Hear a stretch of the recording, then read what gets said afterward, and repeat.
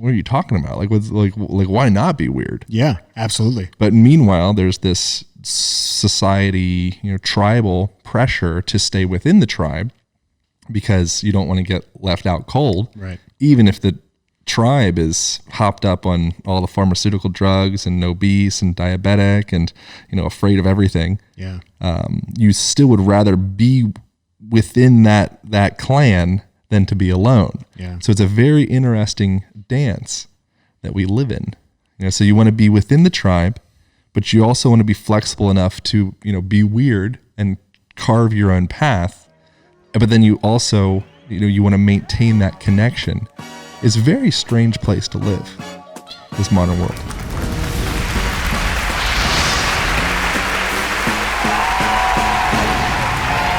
Yeah, so very directional.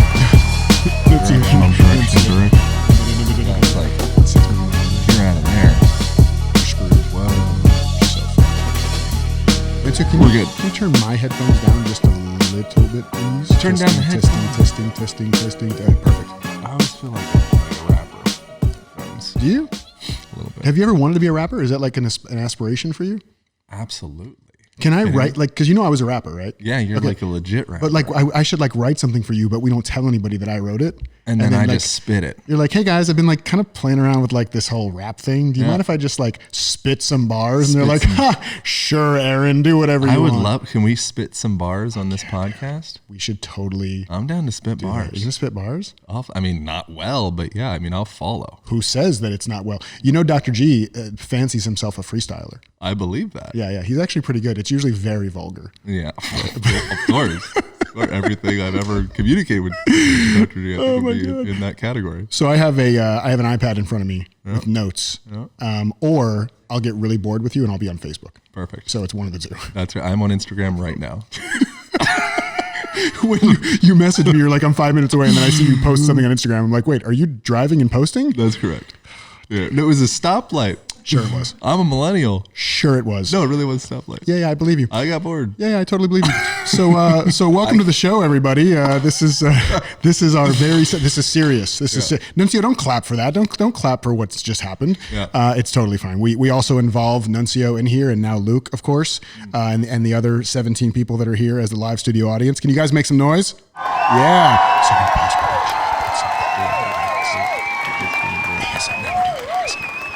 So you know about ASMR? Of course, I love it. What does it stand for? Do you know? I have no idea. Nobody cares. Yeah. So we're here. We're doing the show. We probably don't need shirts or chairs because you very rarely use either. But you're shirted today. Is that the word? Would it be shirted, right? Because you're shirtless, then you're shirted. That's the technical term. That's the technical term. Shirted, so you're shirted today. But isn't it great though that the natural format of this show is that we sit crisscross applesauce on the couch? Is that how you sit typically? On the couch, I do. Yeah, for sure. Always. Well, because how else would I do it? Well, there's nothing wrong with furniture. Hold on. Thank you. My first one. Oh, it's easy. These mic drops. Super easy. Great. That's great. Now I don't have a pillow underneath my butt right now, but is that Yes. Okay. Every position is fine. It's the redundancy and the repetition over thousands and thousands of times that becomes problematic. Yeah.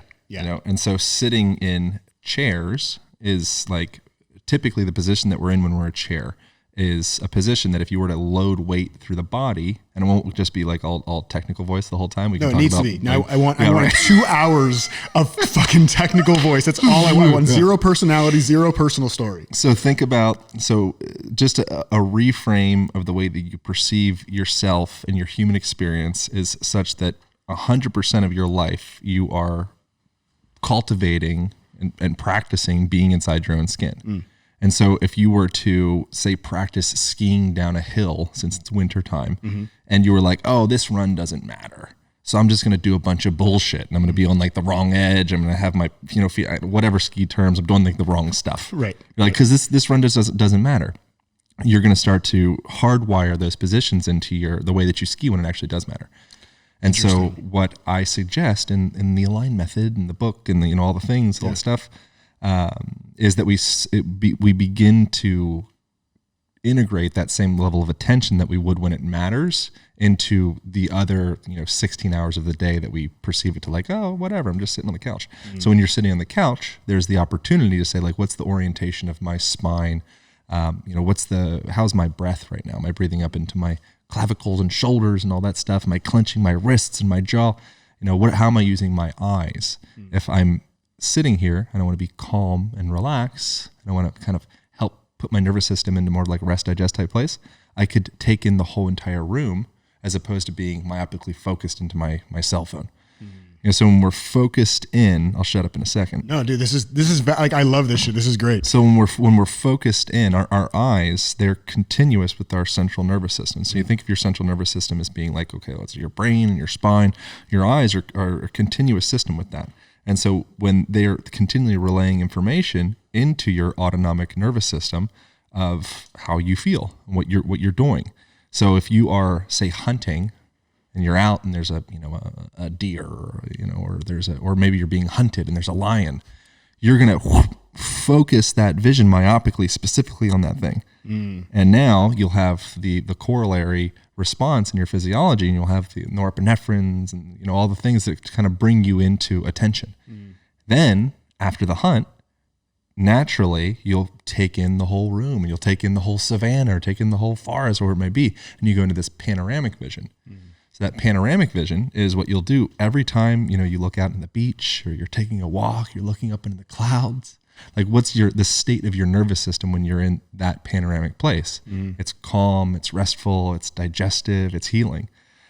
Versus the other side is focused in on your cell phone, or focused in whatever myopic point, is more like executive function, fight, flight, get stuff done type position. Both equally valuable. But typically modern culture is kind of, we're like stuck in that gas pedal position. Right. And eventually, it becomes problematic. The reason I said any of that stuff is because you have the opportunity to start to kind of play with your toggles. If you first acknowledge that you have toggles to play with, that could be a sex joke since we got the vibrators here. And then secondly, it's understanding how the heck do we start to access these damn toggles. Anyways, I don't think you asked a question, but there's 7 minutes of nonsense. Well, thanks for joining us, folks. If you like this episode, no, I'm just kidding. No, dude, that was there's so much in there though. This is great. Like, so here's the thing. I really was worried that you wouldn't sound credible. And now that's all done. Now we're good with that. Boom. No, but so, okay. I want to dive into all this. First thing I want to say though, first and foremost, which is because you live your message 1,000%. So I don't know. Do you remember the first time we met? Is it as seared in your brain and heart as it is in mine? Did I pick you up with my feet? You didn't. That wasn't the first time. That was not the first. That was during our ketamine ceremony. That was not. Yeah. We can talk about that too. Wow. That was an amazing evening. That was very special. And by amazing, I mean terrible for me. But it was ultimately good. Oh, you did have a rough time. I had a rough time. And I heard you talking to Aubrey about one of his experiences and him also having a rough time. So at least I wasn't alone in the fact that you can have a rough time sometimes in a K circle. But that wasn't the thing. The first time we met was actually at Verdon's house. That's right. Yep. And you and I were talking, and I didn't really know a lot about you. And then midway through us talking, and if you're not watching the YouTube right now, you're about to fucking miss out. Midway through us talking, you just throw a leg up on the stairwell, the railing of the stairs, and we're just standing there, and you're just like one leg up, and I'm like, oh.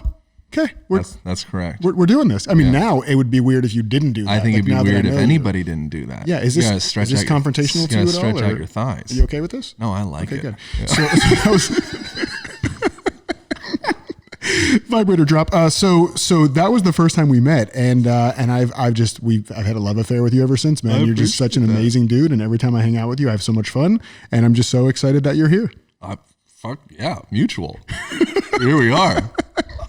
Well, dude, okay, so you are, for all intents and purposes, you are a manual therapist, which is way better than all those fucking lazy automatic therapists that I got sent to as a teenager. Yeah. And you worked with celebs and pro athletes, and you've even done little stuff with peons like me. And you have the Align podcast, which has been the #1 nutrition podcast on Apple Podcasts. We got the Align Method book, which is freaking dope. Love so much about this, and it's just, dude, you're a rock star. What I like you more with the beard. How do you feel? Me too. We're changing the cover. Are you really? Yeah, the publishers demanded that. I mean, people probably don't give a shit about this, but they demanded that I go no beard. Why? What's the logic? They wanted it to be like some mainstream something or another. I'm like, this is ridiculous. And so I conceded to that. I also wanted to call the book Align instead of Align Method. I think Align Method works out quite fine. Yeah. But there was a few things that I was like, and in that time I got to learn a lot that was my first like official published book where I'm like, okay, you guys are the experts. I'll just pass it to you. I'll provide the information and the content, and you guys can kind of like package it the way that feels appropriate. And it wasn't that they did everything, but there were certain things where I kind of let go of my intuition of what I, really felt was like most appropriate. And I kind of gave it to them because I trusted their perspectives more. Right. And now in retrospect, I learned to actually trust my own perspective because now we're changing the cover because I'm like, that doesn't actually look like me on there. So when people will see me in the street sometimes, it's not like I'm not that big of a deal, so it's not very regular, but when it happens, oftentimes you're like, oh, I didn't even recognize you. And so we're going to change the cover. That's interesting. You know what's funny though, man? Like this wasn't a part of what I want to talk about with you, but it's cool to think about. Like I wonder about that because it's one of those things where I definitely want to trust my intuition and I want to trust myself on what I know is an alignment for me. No pun intended. Yeah. And there are some times where I feel like maybe when a really great opportunity comes, you kind of acquiesce a little bit knowing that it's going to open the door for you to be even more authentically expressed because there's like a wider audience or there's or whatever, you know what I mean? Like you got to start out doing gay porn. You guys work your way up. I mean, that was just my experience. I'm not saying everybody should do that. Very common. Yeah. Nickelodeon's watching. We'll cut that out. This is everything that I thought it was going to be and more.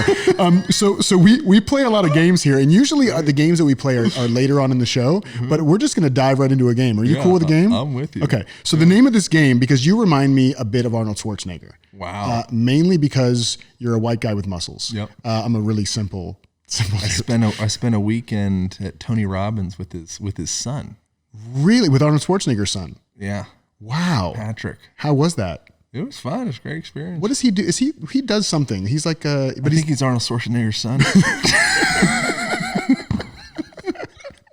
He has the same career title as Kim Kardashian, just famous for being famous kind of a thing. Yeah. Interesting. Okay. Well, I don't really care about him then. Okay. So no, he's great. He seems amazing. From the story you just told about him, he seems like, can we actually get him on the podcast instead of you?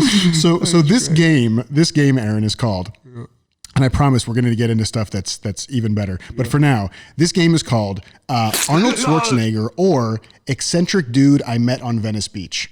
And the game is very simple. I'm going to read you some quotes, and you're going to tell me if it's something Arnold Schwarzenegger said or the eccentric dude that I met on Venice Beach. Perfect. This is very low pressure for me, so I appreciate it. Super low pressure. Whenever someone says, let's play a game, I'm like, oh God, fuck, no. I'm like, okay, let's do it. I want to play a game. My internal dialogue is vastly different than the externalization. Wait till the later games. You have the KY jelly, Nuncio, right? Okay, perfect. Cool. All right, so first one's going to be really easy. Yep. And I'm not going to do any accents because that would give it away, right? Yeah. Hasta la vista, baby. I mean, Arnold. Okay, I'm giving you softballs. Okay. Number 2. So you're 1 for 1. Good. Number 2 is ain't no COVID out here. The weed, roller skaters, and ocean breeze keep it away. That's not Arnold. That's eccentric dude on Venice. That's eccentric. Very good. See, you're killing it, man. 2 for 2. This is great. Okay, they're going to get more difficult. All right. You should not drink and bake. Arnold. It is Arnold. Did you know that? Did you actually know that? I mean, I know I've been obsessed with Arnold Schwarzenegger since I was a little person. So I feel like I'm fairly attuned to his personality. Dude, that's from the 1986 movie Raw Deal. Amazing. Okay. All right. You're doing really good. All right. Next one.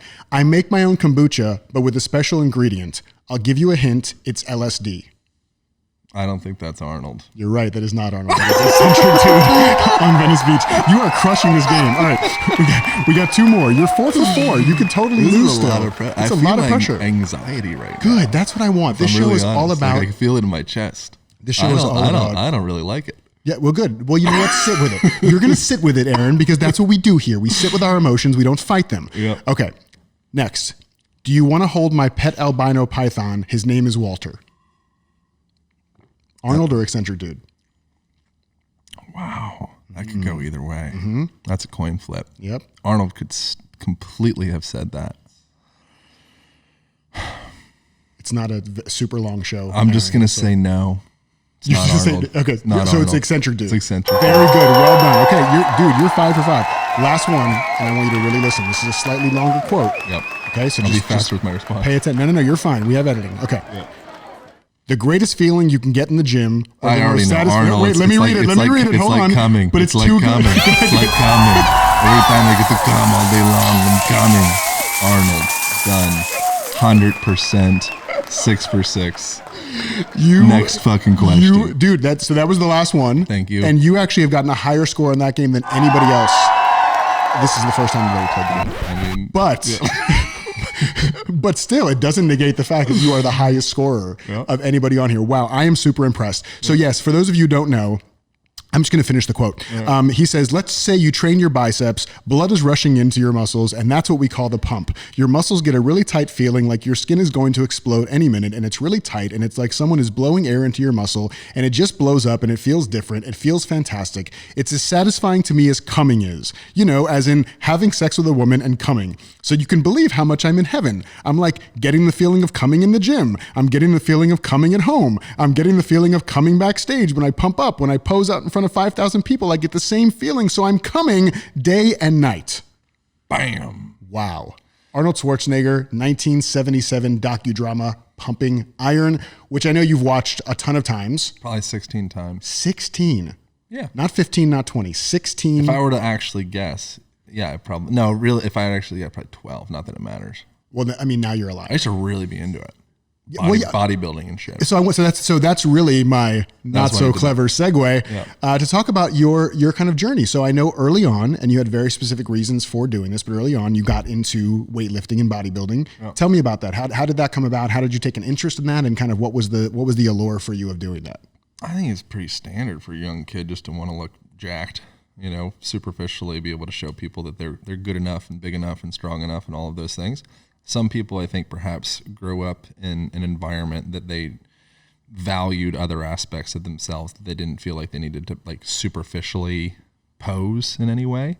But I think the way that I kind of had an interesting story with my dad got into drugs and stuff, and the home life was pretty interesting. He'd come home sometimes with bullet holes in the car, and he was in some really weird shit. He went really hard in this very dark direction when I was 16. And now he's doing really amazing. He's recently got married or remarried or whatever. And he lives in a church in Pennsylvania. No way. I recently stayed in the church. Yeah. Very fascinating. He's like a transcendent Christian Buddha figure of some sort. He's one of the sweetest, kindest people that I know, to be honest. That's amazing. But there was stuff when you were younger. He went hard in the paint. Yeah. With drugs and all sorts of stuff. And so during that time, the story that I tell, which may or may not be accurate to the reality, was that I felt unsafe in my home reality, and so I hypercompensated with my physicality. And so I just packed on as much muscle and insulation and support as I possibly could, as quickly as I possibly could. Right. And so that looked like just obsessing, staring at myself in the mirror all the time and making sure that the muscles are big enough and pumped enough. If anybody would ever take a picture, which there weren't as many pictures back then, thankfully, or else I'd just be doing push-ups all the time. But I literally leave the room, go do a bunch of push-ups, pull-ups to get the pump, get more blood in my muscles. And then I'd show up for the photo, which is a fucking disgusting way to live. And so that was my kind of origin story into becoming enamored with fitness. And I was a personal trainer. I was working at LA Fitness, ironically enough, because now we're here in LA. Yeah. So that was was 17 years ago or so. And now full circle, now I'm kind of talking about that story and spent the last 14, 13 years or so kind of unwinding that. And so now I have pure gratitude for the whole experience. There's 0% woe is me, 100% wow, how cool. Yeah. And I think that for that, this is kind of a tangential type topic, but I think coming to that point for any person, I mean, I can only speak for myself, but come to a point of having pure gratitude for every aspect of my past is something that being able to hack that code has been something that's very helpful for me, and so with telling that story, I'm 0% telling that story with any sensation of oh, pity me, or woe is me, or I've had it so rough. Like I literally 100% take that as like, oh, that was just great. Yeah. It doesn't sound like any woe is me at all. And I'm curious, like, how do you get to that place, right? Cause I call that going, looking at your life and turning the fuck yous into thank yous, right? Like those moments in your life. So like, how has that process been for you to be able to get to a point where you can say that now with no emotional charge, no like feeling of like pity or anything like that? How did that work for you to get into that state of gratitude? I think just talking to the right people.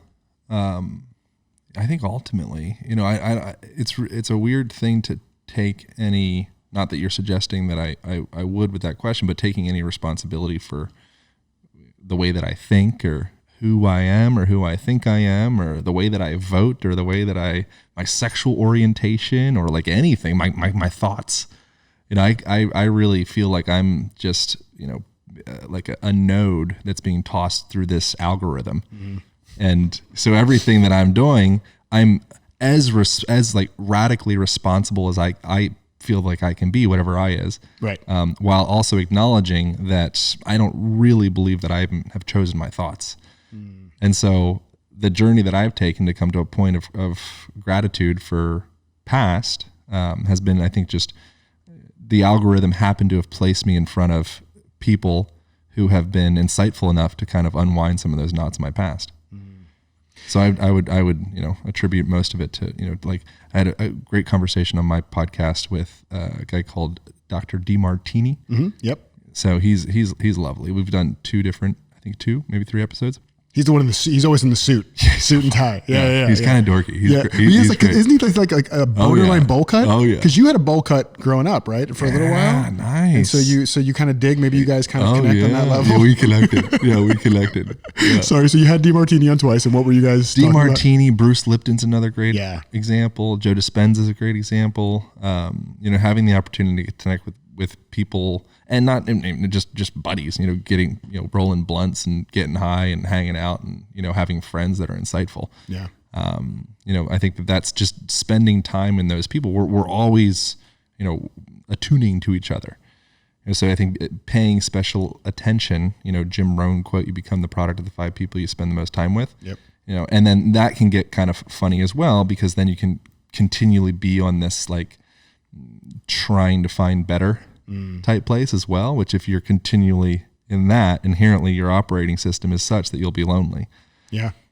So at some point it's like, how about I just invest into what I have? Right. Because you're great. Here we are. Yeah. As opposed to always kind of keeping this relationship on this edge of, okay, you're great, but the moment that I find better, you're out. Therefore, we're never actually going to truly connect, and you're going to never actually truly feel safe with me. So you'll never truly express your authentic self. And we'll always be running this very superficial relationship. That's a really good point. And actually, when I think about the best coaches that I've had, I was talking to somebody about this recently. The best coaches I've ever had have pointed me back to what I know to be true about myself, as opposed to adding more knowledge to knowledge. Right. And so a lot of times the friends that I have that I cherish the most are the ones that are just there to remind me of who I am. They don't need me to be better. They don't need me to be different. They're like, just remember who you are. Whatever you is now, that's enough. And to me, that can be the gateway to me growing to whatever it is that I want to become. So I don't need different people, because the people that are around me that I want to keep close to me are the ones who just say like, hey, just remember who you are. And they need to challenge you. And so like in this moment, you're not being who you are. Like you say you're a man of integrity. This is not somebody who lives in integrity. Like I want that reflection. I want that support. That's to me, that's support. That's challenging, but it's support. If you can be, so this comes, I wind like everything back to like fitness analogies, because it's the only thing that I've any reasonable history with. But if you're training with someone and you want to create, hypertrophy or some type of gains, you want muscles to get bigger, you want to get faster or leaner, whatever it would be. The way that you would get someone from point A to point B, to be a coach, which obviously that's like the meaning of coach, take them from one place to another, would be to continually put them in a place where they can just barely make it over the obstacle. Yeah. And so for some people, they might want to play small in quotations and just keep the obstacle. So it's like, cool, I can jump 6 feet, but I always keep the fence at 3 feet because it makes me feel awesome that I can just totally clear this thing. Then you get a coach and you say, okay, cool, we're going to make the fence 6 feet and a quarter. Mm-hmm. And then once you get that, then we're going to make it 6 feet and a half. And once you get that, Yep. So that's like a really good friend / relationship, even with yourself, where if you can continually be doing that, it's pretty cool. You're gonna make some cool stuff with each other. I love that, man. And I feel very blessed to have really awesome people in my circle and awesome friends. And I don't think I really cultivated community a lot when I was growing up. Like I did somewhat. I always had a problem connecting with men. I was raised by a single mother, only child, around a lot of feminine energy. My mom was a nail tech, like a beautician. So I was just always around feminine energy a ton. Let me see your nails. Oh, dude. Well, my nails are okay. And I bit my nails forever. My mom used to make me put my hands in my pocket when I come in the salon. Oh, you were a disgrace. I was a total disgrace. It's that must have been tough. My therapist says I'm like 6 months away from having that really fully nailed down and dealt with. The whole nail disgrace thing. You ever suck your thumb? I was never a thumb sucker. Were you a thumb sucker? That's a hard thing to say. Were you ever a thumb sucker? No, never a thumb sucker. I used to be able to reach my genitals with my tongue when I was like 15, though. Really? Your own genitals? Yeah. Wow. Bend it all the way. A lot of flexion. How old were you? Spinal flexion. 29. Do you? That's, if I remember, actually, that's chapter 14 in the Align method. How to lick your own taint. No, not taint. That would be next level. That's skillful. Align method 2.0. You have to pass the 6-week program. For sale for the month of December, $97, typically $247. Lick your own taint. We are going to be the first podcast ever to get canceled. Like you can't even cancel it. It's your own fucking thing, and somebody's just going to cancel us, and I love it. No, I really do love that though, because which part? All of it. Everything you said. Everything you said. I don't even know where to start to unpack that. But there was something going back to kind of your fascination or obsession or whatever you would call it with fitness early on was so I want to make sure I get this right. So was part of it also to feel a sense of control in a situation it felt like you didn't have a whole lot of control? Yeah, that's why you gotta watch out with people that are too neat. Anytime you go through a neighborhood and everyone's like, it's like too presidential. Yeah. Like they probably killed some people. You know what's okay? So it's funny you say that. I played a game with a friend one time, and the game was if it comes out one day you're a serial killer, we should have always known because X. Yeah. And you fill in the blank on X. And for me, my friend said it's because of how clean you keep your house. Of course. Yeah. And if you feel out of control, you'll seek control anywhere that you can. That's why sometimes people are jerks to people that are smaller than them. Just to feel that sense of control. They're just hurt. They're scared. So I love that that was your experience, because my experience was the same thing, but in the other way is that I felt, I didn't have this language back then. So like you were saying earlier, you tell this story, assuming it's reality of what was going on. Right. I feel the same with my story. The past might not even be real. Exactly. Right. This whole thing, we're on a spinning, hurling rock, or we're in a computer simulation. Who the fuck knows what's happening? Elon owns all this shit. It's just all him. I'm running on batteries. It's crazy. Yeah. But I was very overweight. I was very overweight as a kid. Right. Yeah. And I got up to 330 pounds at my highest. And I really do think like early on in my life, I did that because I felt a lack of control, and it was like, I can at least control whatever I do with my body and what I eat. I can also create a buffer between myself and the world. Of course. Right. If I get big enough that way, but then it worked against me because then I always felt like I took up too much space. And so then it was like this weird thing of like, you pack on the weight to feel a buffer to protect yourself. And then you go out in the world with that buffer and you feel like you're taking up too much space. So did you have anything like, was your bodybuilding also a way for you to show up a certain way in the world? Like whether it was for validation or approval or something else? I'm so interested in that topic. I was thinking of like digging more into you. We can come back. No, I'm fine with that. Yeah. How did you get to the point of feeling comfortable with space? And or are you? But yeah, that's assuming that I am. I still feel now it's much more contextual for me. So when I'm in a position where I feel like I am a true value add to the situation, whether it's personally or professionally, I think I stand up really tall and I own all the space and I'll take all the space. If I don't feel that level of things, like I'm in a new group of people or an impressive group of people or we're maybe in a smaller space together, there is still that thing in the back of my head sometimes of, hey, you were the 300-pound guy that like when I was much bigger and I would sit at a table with a bunch of people to eat, I would be so afraid that like I would knock into somebody with my arm because it's like, look at you taking up too much space, fatty. Like I would feel that, right? So for me, it's contextual now. It doesn't happen nearly as much, but definitely when I'm in unfamiliar situations where I don't immediately sense my value in that situation. Does that make sense? Yeah. Yeah. I wonder what do you think, how often, or do you have people that you feel like you can be with that you don't have to have some energetic trade bargaining system that needs to be at equipoise in order to feel comfortable? Do you have that? A few. Yeah. Like not many, but there's a handful. There's probably 5 or 6 people I can think of and there's probably more that, again, it happens contextually, but 4 or 5 that I could be like, I'm off. What is it about them? Or you with them, or you? It feels like, for me, I think my natural state, my whole life, because it was a value add from what I could see, was to be the entertainer, to be the performer, to be on, to make people laugh and all that stuff. And that's something I did as a kid and even as a young adult to feel valued, to feel like I belong. It's your currency. Yeah, it's my currency. It's my currency. I paid the ticket at the door. Right, exactly. I can be here for another 45 minutes before I make you laugh again. Exactly. I'm allowed to be here now for this amount of time. Right. And I don't demonize that. I actually love that that's something that I activate joy in people, and they feel playful around me, enjoy it. Like, I love that. I would never want to give that up. And like anything used too much, a gift can become a shadow, right? And so I think with those people in particular, we've gotten to a spot where it's just easy. Like, that I was thinking about this recently, that the people that I really consider my closest friends are the ones where we could sit there and not say anything. Like, there's just silence. Yeah. No need to fill it. No need to perform. No need to be on. And so I think that's what it is about them, or about what I feel when I'm with them. And what's the process to getting to that point with a person, if you were to reverse engineer it? I mean, it's time spent. It's time. It's rapport. It's a really good question. What is it about them? There's just something energetically about people when I feel true warmth from people, that does it quickly, like true warmth, right? Because I feel like I am typically somebody who provides true warmth, whether I've met somebody for 10 minutes or I've known them for 10 years.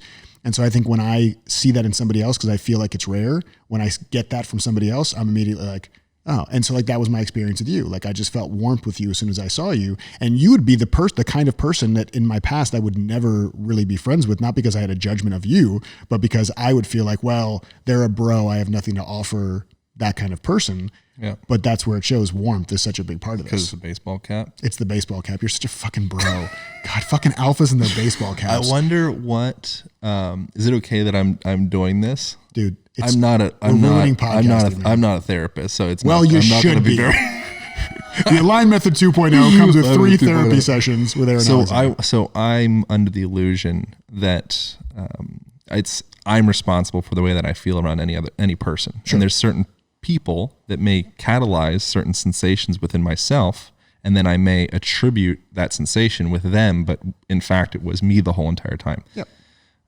So I wonder what in particular is like the recipe or the ingredients with those people that do catalyze that sensation of feeling like you without having to pay any currency to be you. And I wonder what it is in yourself. What it is in yourself with those people, and what it is in yourself with the people that would be into the category of feeling, less warm. And is there some type of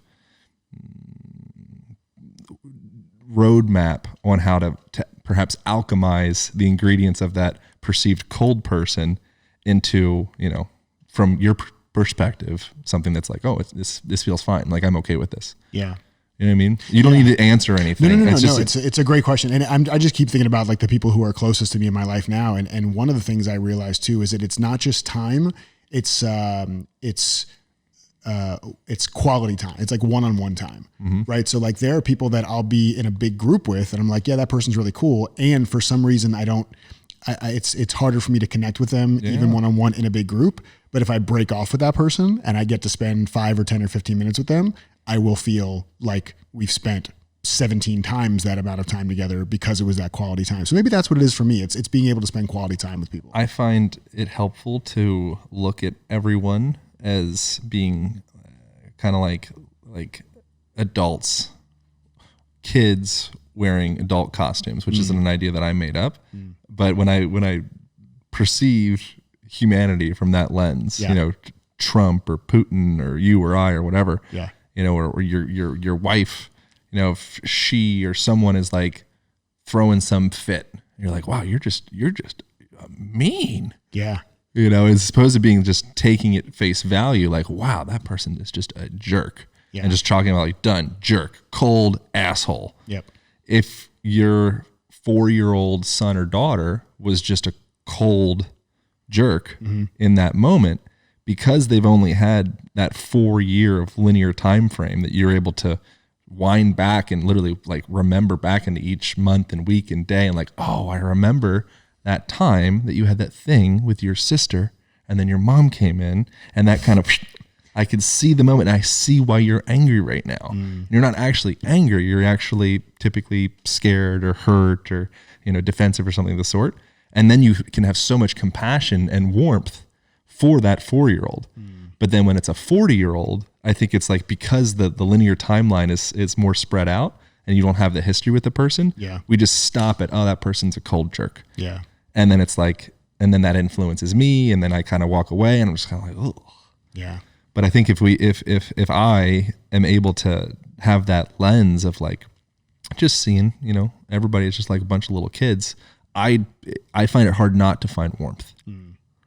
That's a really good point. And I think for me, I try to remember that's awesome. And if I can remember also that like everybody wants to connect, everybody wants to share who they really are. Everybody wants to be seen and heard and felt like they matter and they're important. And if I can also go into meeting new people with that kind of frame, one of the frames I'll use sometimes is I'll pretend that I was just hired and getting paid $10 million to play that person in the story of their life, like in a movie. And so then I get to just be super curious because like I don't want to do disjustice to their life. So I'm going to be really intent and really curious about who they are, so that I can go play. Have you them. done that with me? I haven't yet, but maybe I will. Wow, maybe I will. I think it seems like naturally you have that inclination. You're very interested. It's very sweet. Thank you very much. It's funny you say that, man. Like honestly, you probably don't even remember this. When we were at your book release, you signed the inside of the book for me. And you said the sweetest thing, man. You said, Jason, you have an amazing gift of making people feel loved and supported immediately upon connecting with you. It's beautiful. I wrote that in everybody's book. You fucking Oh, wait, hold on. Oh, no, it says Allison, you have an amazing gift of making... for Maurice. Yeah, wait, is this a stamp? Did you get a full page stamp somehow? How did you do that? No, but I really, I appreciate that. And God. That's such a great opportunity. I think everyone should write a book just so you have the opportunity to have a reason to write something sweet about somebody. Yeah. It's such a cool practice. That's and you the can reason. Do it every time you buy coffee from somebody, every time you do anything. Somebody even screws you over. Like something that I've been working on doing recently is praying for. There was one particular thing. It was like a relationship thing. And there was like a girl, not like a girl, there was a girl.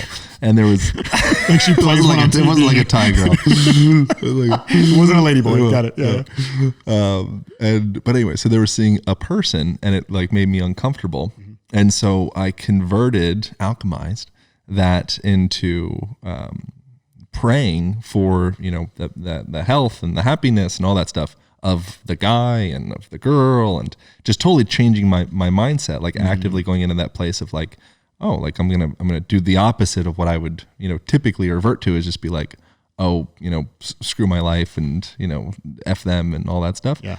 And going into that place of actively like wishing for goodness for that person, it was very strange, the impact that it had. Like immediately I'm like, oh, like I feel much, much better. It's powerful. It definitely works. It was part of how I had healed through my divorce, was doing the same thing with my ex-wife. You did the same thing? Yeah. No way. Yep. Because I knew she had left and she was with somebody else. And of course the initial inclination is like, fuck them and everything they stand for. Right. And then it became like, I really hope that this makes her happy. I really hope that she's found the person she's meant to be with. Like I wish her the best. I wish them the best. Like, and that was definitely a part of the healing. Yeah. When you have contraction, it's like one of those Chinese finger traps. Yep. It's the harder you pull from the thing, the more it just latches onto you. Yep. Which everything is paradoxical.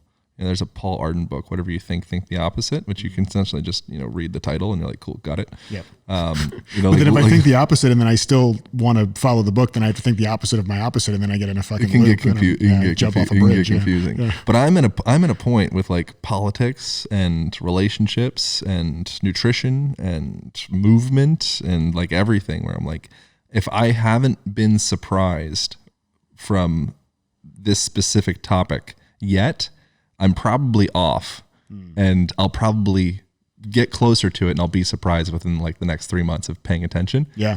But there's like almost nothing in my life that I haven't found to be pretty much completely paradoxical of what I would have thought it was, which is great. It's amazing. It's actually the reason I'm a big sock guy, and this is not a joke. I try to wear socks for each interview that connect me to the guest. And cool. I really take you as somebody who asks questions about everything. Like you're always, you question everything. No matter, you said it yourself, like especially everything. My thoughts and ideas, man. Yeah. Holy shit. Yep.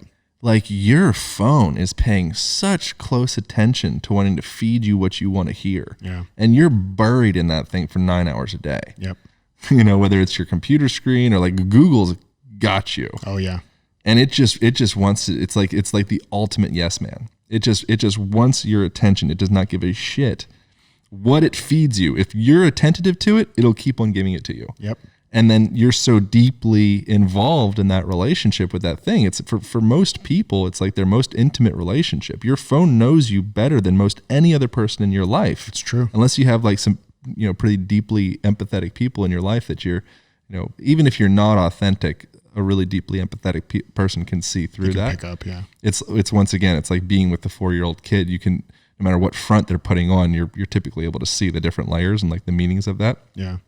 Which is kind of funny when you put something on Instagram or, the internet, whatever, or wear a shirt or do anything, you're always expressing yourself.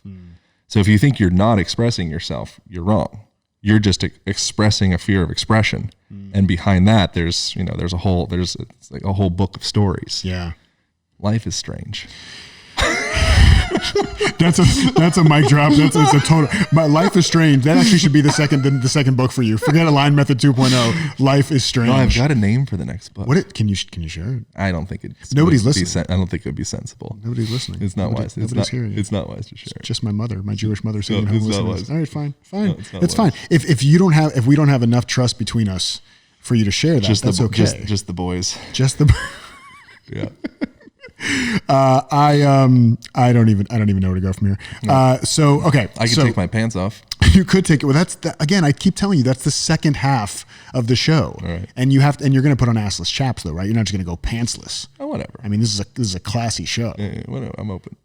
I'm flexible. So you are very flexible. It's part of what you do. So how do you go from this place where like working out is vanity and it's control and it's pump and it's whatever, it's bro, it's all this stuff to movements and is it physical inhabitants? Is that what you called it in the book?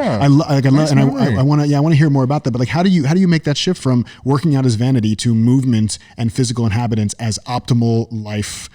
Foundation. The reason stuff. I did all that stuff was just similar to you, trying to find purpose and value and currency in the world. And so if I was a personal trainer and massage therapist and rolfer and, like body helper guy, and that was my career path, was being the best body helper that I could be, figuring out what can I do that's different than other people, and so if you say I'm a massage therapist or I'm a personal trainer, unless you're like the personal trainer of Arnold or something like that, it's pretty much just like, okay, I'm not listening. Yeah.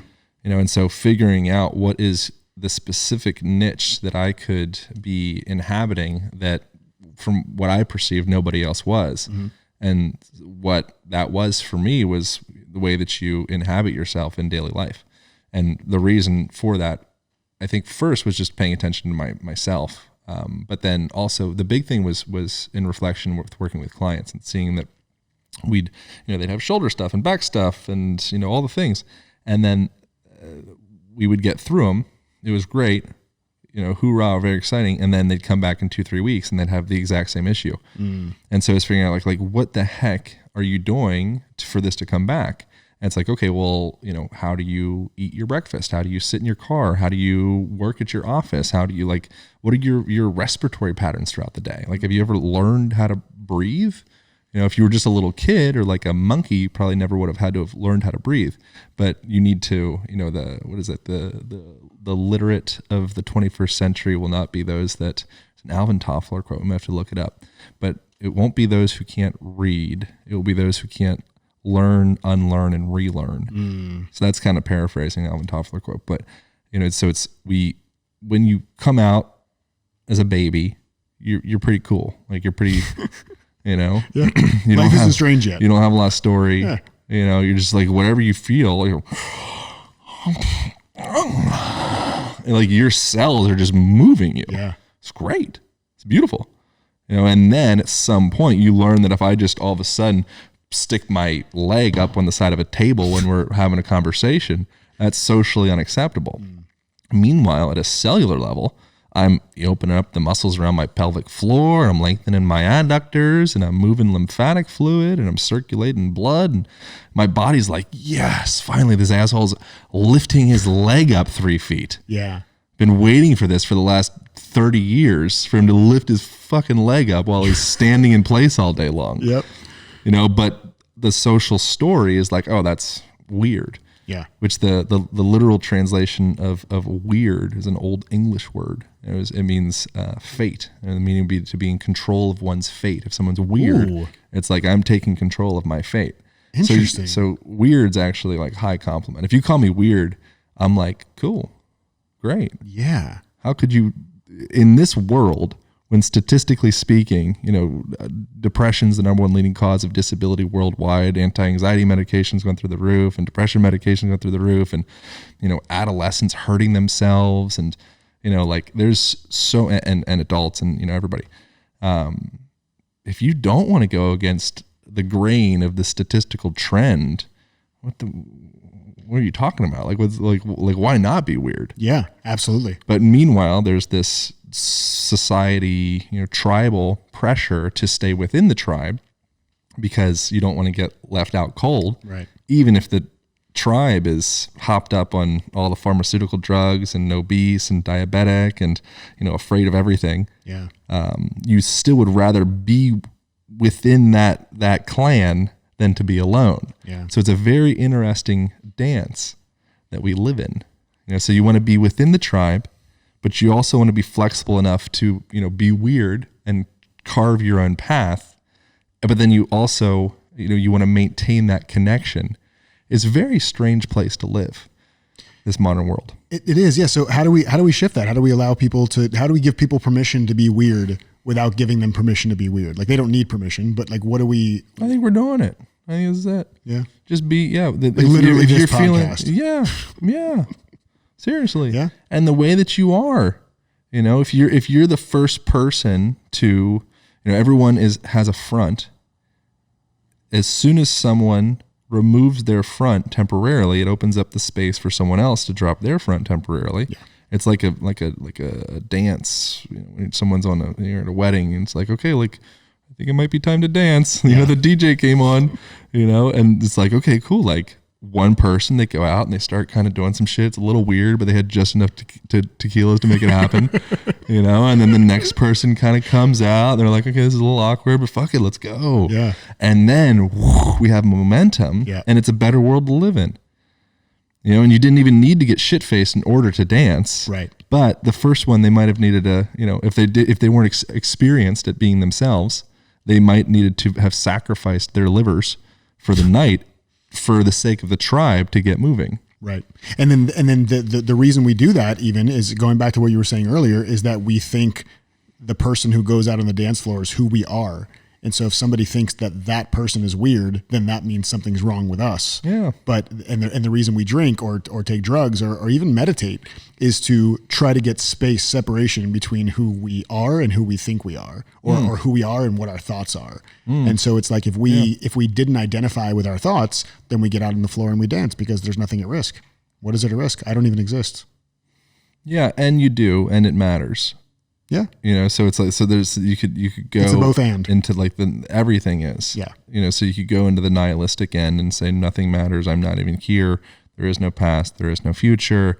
It doesn't matter. It's like, okay, well, you have a kid that needs to eat, and you need a wife that needs like some loving and some attention, and you have rent coming up.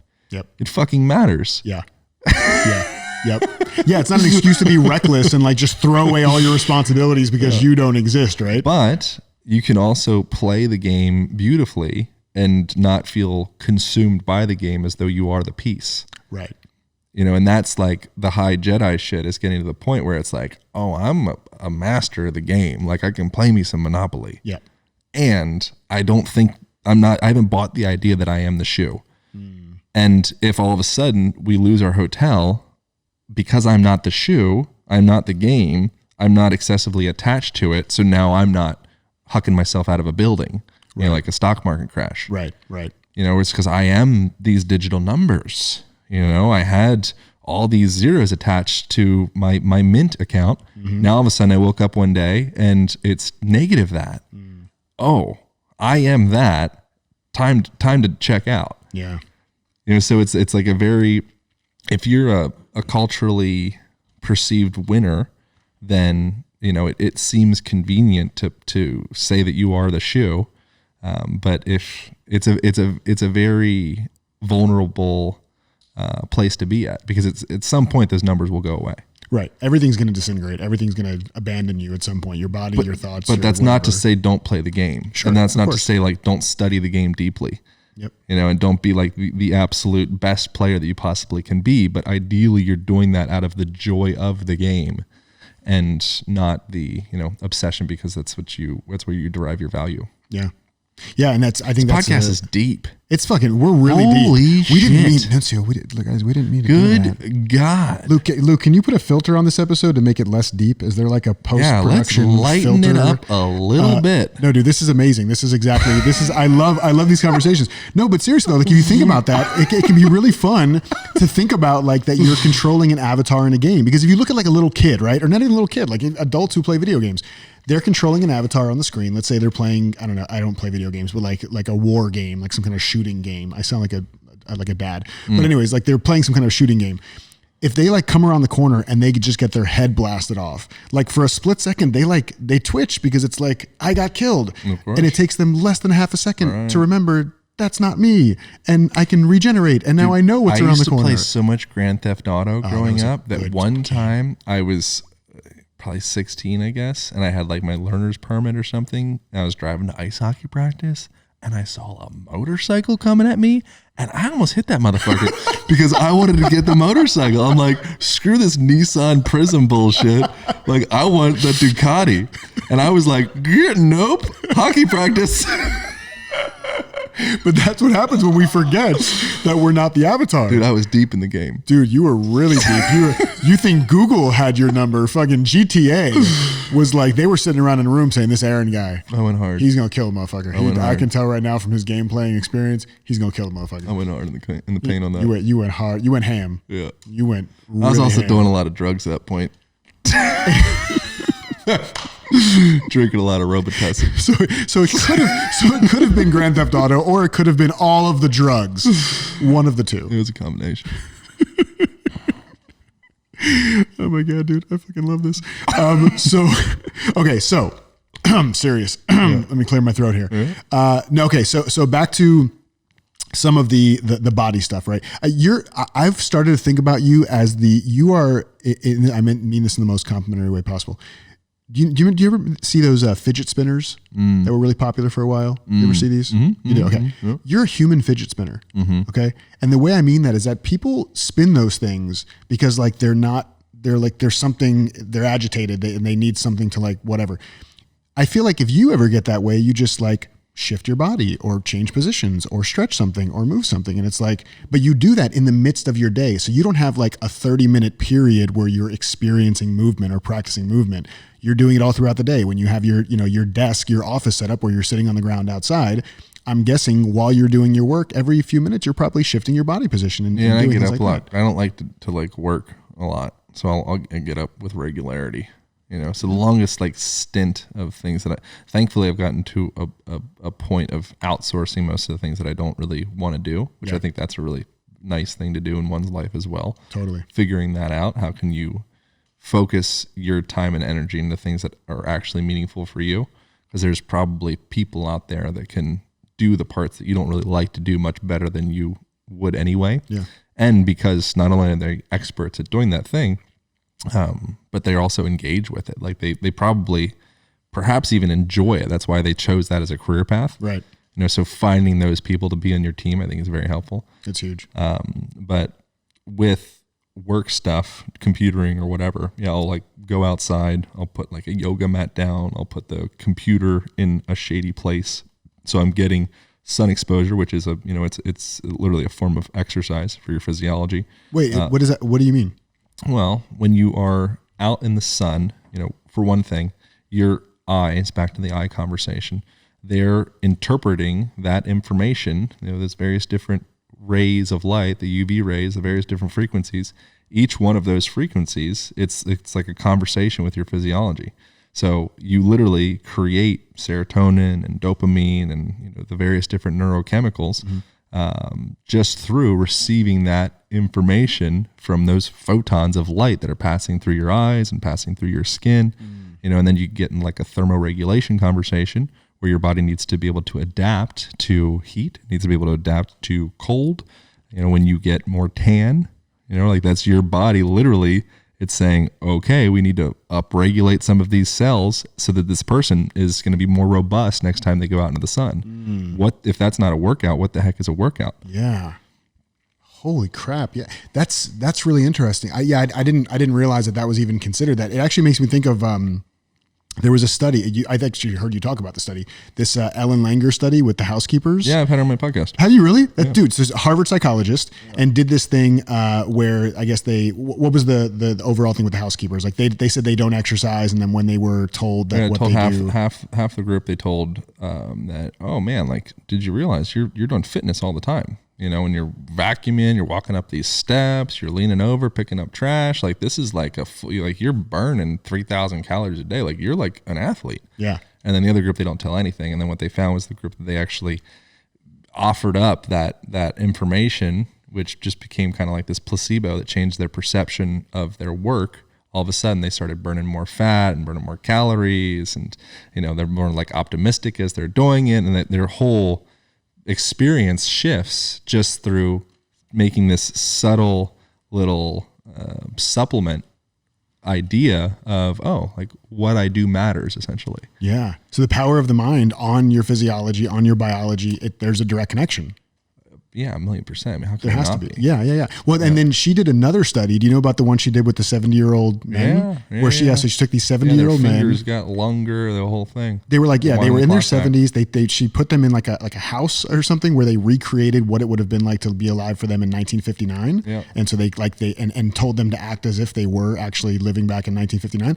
And these guys went from being like frail, in assisted living and all this. A couple of them were playing touch football on the lawn afterwards, right? So it's like, and the reason I'm bringing this up is because I think that there is this notion that your body is just going to break down and is going to deteriorate because you're aging, and that's just something to accept. Well, and it wasn't just that they started feeling better. There was literal mechanical measurable changes in the bodies based off of just putting these people into a room that wound the clock back. I think it was 20 years. And so they took these people, they put them into this some hotel, whatever place, and they changed all the newspapers to being 20 years. I think it was 20. It might have been 30 years, whatever it was, 20, 30 years. It was in the past. Yeah. They changed the newspapers. They put a football game from that time frame. They changed the music, like the whole vibe of the place.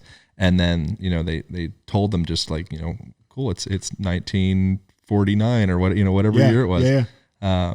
Play that. And what they found was people with arthritis that would start to tone down. So they literally had like elongation of their fingers. They had more visual acuity. Like literally like their cells respond to this stuff. And it gets into like the power of the stories that we tell ourselves are it's huge. Yeah. If you tell yourself you're like an old geezer, like, oh, I turned 40, time to slow it down. It's like, yeah, you're right. You know, but you can also tell yourself another story and you'll still be correct. Right. It's all a fabrication regardless. Yeah, you're always right. Yeah. I catch myself in this. Like I'll have this story of like, I'm tired. Like, oh man, I'm really tired. Like, oh, I didn't get a good night's sleep. I'm so tired. And then like at some point during the day, I'll say to myself, I'm not tired. Like what if I'm not tired? What if I feel fine? And I'll feel energy come back. So it's not like a fake it till you make it thing. And there's also the value of getting some fucking sleep. Of course. Absolutely. And I'm obsessive about my sleep. Like it's usually no less than 7 hours, typically 8. And I need my sleep and I love my sleep. But even still, I'll like have a really busy day and I'm like, oh man, I'm so tired. Or there's a lot going on. I'm so swamped. People also do that to pad themselves from failure. Say more. Well, so you're in a place like I've done this for years. I do it way less. I have way less, I guess, like forgiveness for bullshit for myself. But being in a place of like always going into a situation saying like, oh man, I didn't get a lot of sleep last night, or oh, I was, I'm really rushed, so I'm not my best. So like today I was coming in, I said I'm rushed, but it wasn't an excuse. And like here I am. This is full me. Right. This is it. Right. Whether I feel like shit, whether I feel like this is me, I'm responsible for this right now. There's no excuse if I could have been better. This is as good as I possibly can be. Right now. So, but getting into that habit of every time you go into a scenario, you're always making up that excuse of how you could have been better. That just becomes, again, it's a bug in your OS. Yeah. It's like an operating system dysfunction. Yeah. It's a virus. It's a virus. Yeah. And so getting those viruses out of your system of, essentially like victim viruses. Yeah. As long as many people, I have people close to me in my world that have had this. I've had this more in the past, much less now. There's probably still little tendrils of it, little barnacles of it sticking around someplace, but I'm trying my best to be ruthless to cut off the barnacles and also have compassion for them and realize that they were there for survival purposes and they were there to help me and they love me, and they care, and that's why they're there. And through that process of compassion for the barnacles, it allows the spaciousness for them to, release off of the side of your boat. Yeah. But the victim barnacle is one that, I had that for years of just being in that place of, I perceived that if I was a victim in the situation, and now with the whole political landscape, you can see this all over the place, then I deserve more. And if I am a victim, then, I'll get maybe some extra food, or maybe my rent will be less, or maybe I'll get into college better. I'm kind of using other people's situations that aren't my own, but in general, my own situations were just like, I will be taken care of, but if I get so accustomed to being taken care of for the mere fact that I'm a victim, then I don't want to hang on to that card because that's my golden ticket through life. So at some point I need to be able to learn, unlearn and relearn how to drop that golden ticket of the victim card so that I can move on and be my, my self-actualized self. Use like Maslow talk. Yeah, whatever the fuck that means. Whoever that was. Yeah. No, I get that. I mean, I wrote a whole book on that because I feel like the victim mentality was kind of my default for the first 30 years of my life. Shit's whack. It serves a purpose in that moment when you don't know any better, right? So like if you don't know any better of drinking quality water, then you drink from the toilet until it's brought to your attention like, hey, there's a different option. And once you're willing to see there's a different option, some people say, no, I'm drinking from the toilet. I've always drank from the toilet. I'm always going to drink from the toilet. And then something happens, either it's cataclysmic or there's some, what is it called? Satori versus whatever the other one is. Some big moment of clarity where you go, oh my God. Samsara. So it's Samsara? I don't know. I dated her in high school. She was so sweet. Her parents were a pain in the ass. Big booty? Big old booty. Because Orlando, we got all the big booty girls in Orlando. What about butt implants? Are you asking if I'm into one? Like if I want one? What do you think? Or on women or on myself? On a lady. Now, are we talking about real butt implants or the ones they do in Brazil where they just inject cement into your ass? I'm not an expert. Yeah, I'm not an expert either. I'm okay with anything that a woman does to make herself feel better about herself. Mom. Did your mom got butt implants? No. No, but I just wanted to think that I'm a nice guy. That's great. Yeah, I am a pretty nice guy sometimes. You're a nice guy. Most of the time. You got to drop it as being currency, though. Say more. I mean, that's it. We already talked about it. Oh, okay. Yeah. But it's still, but the thing is, like, but hold on, but is it being currency? Is that a bad thing?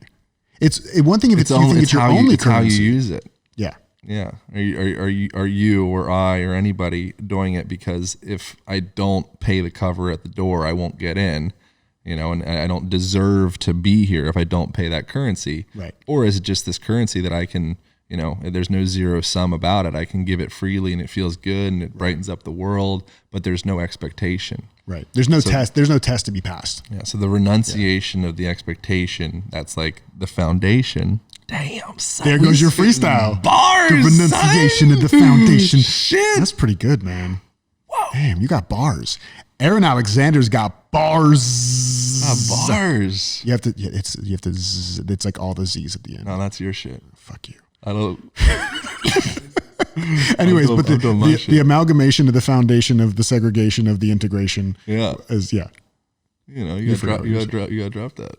I remember. You get a fucking mic kick for that one.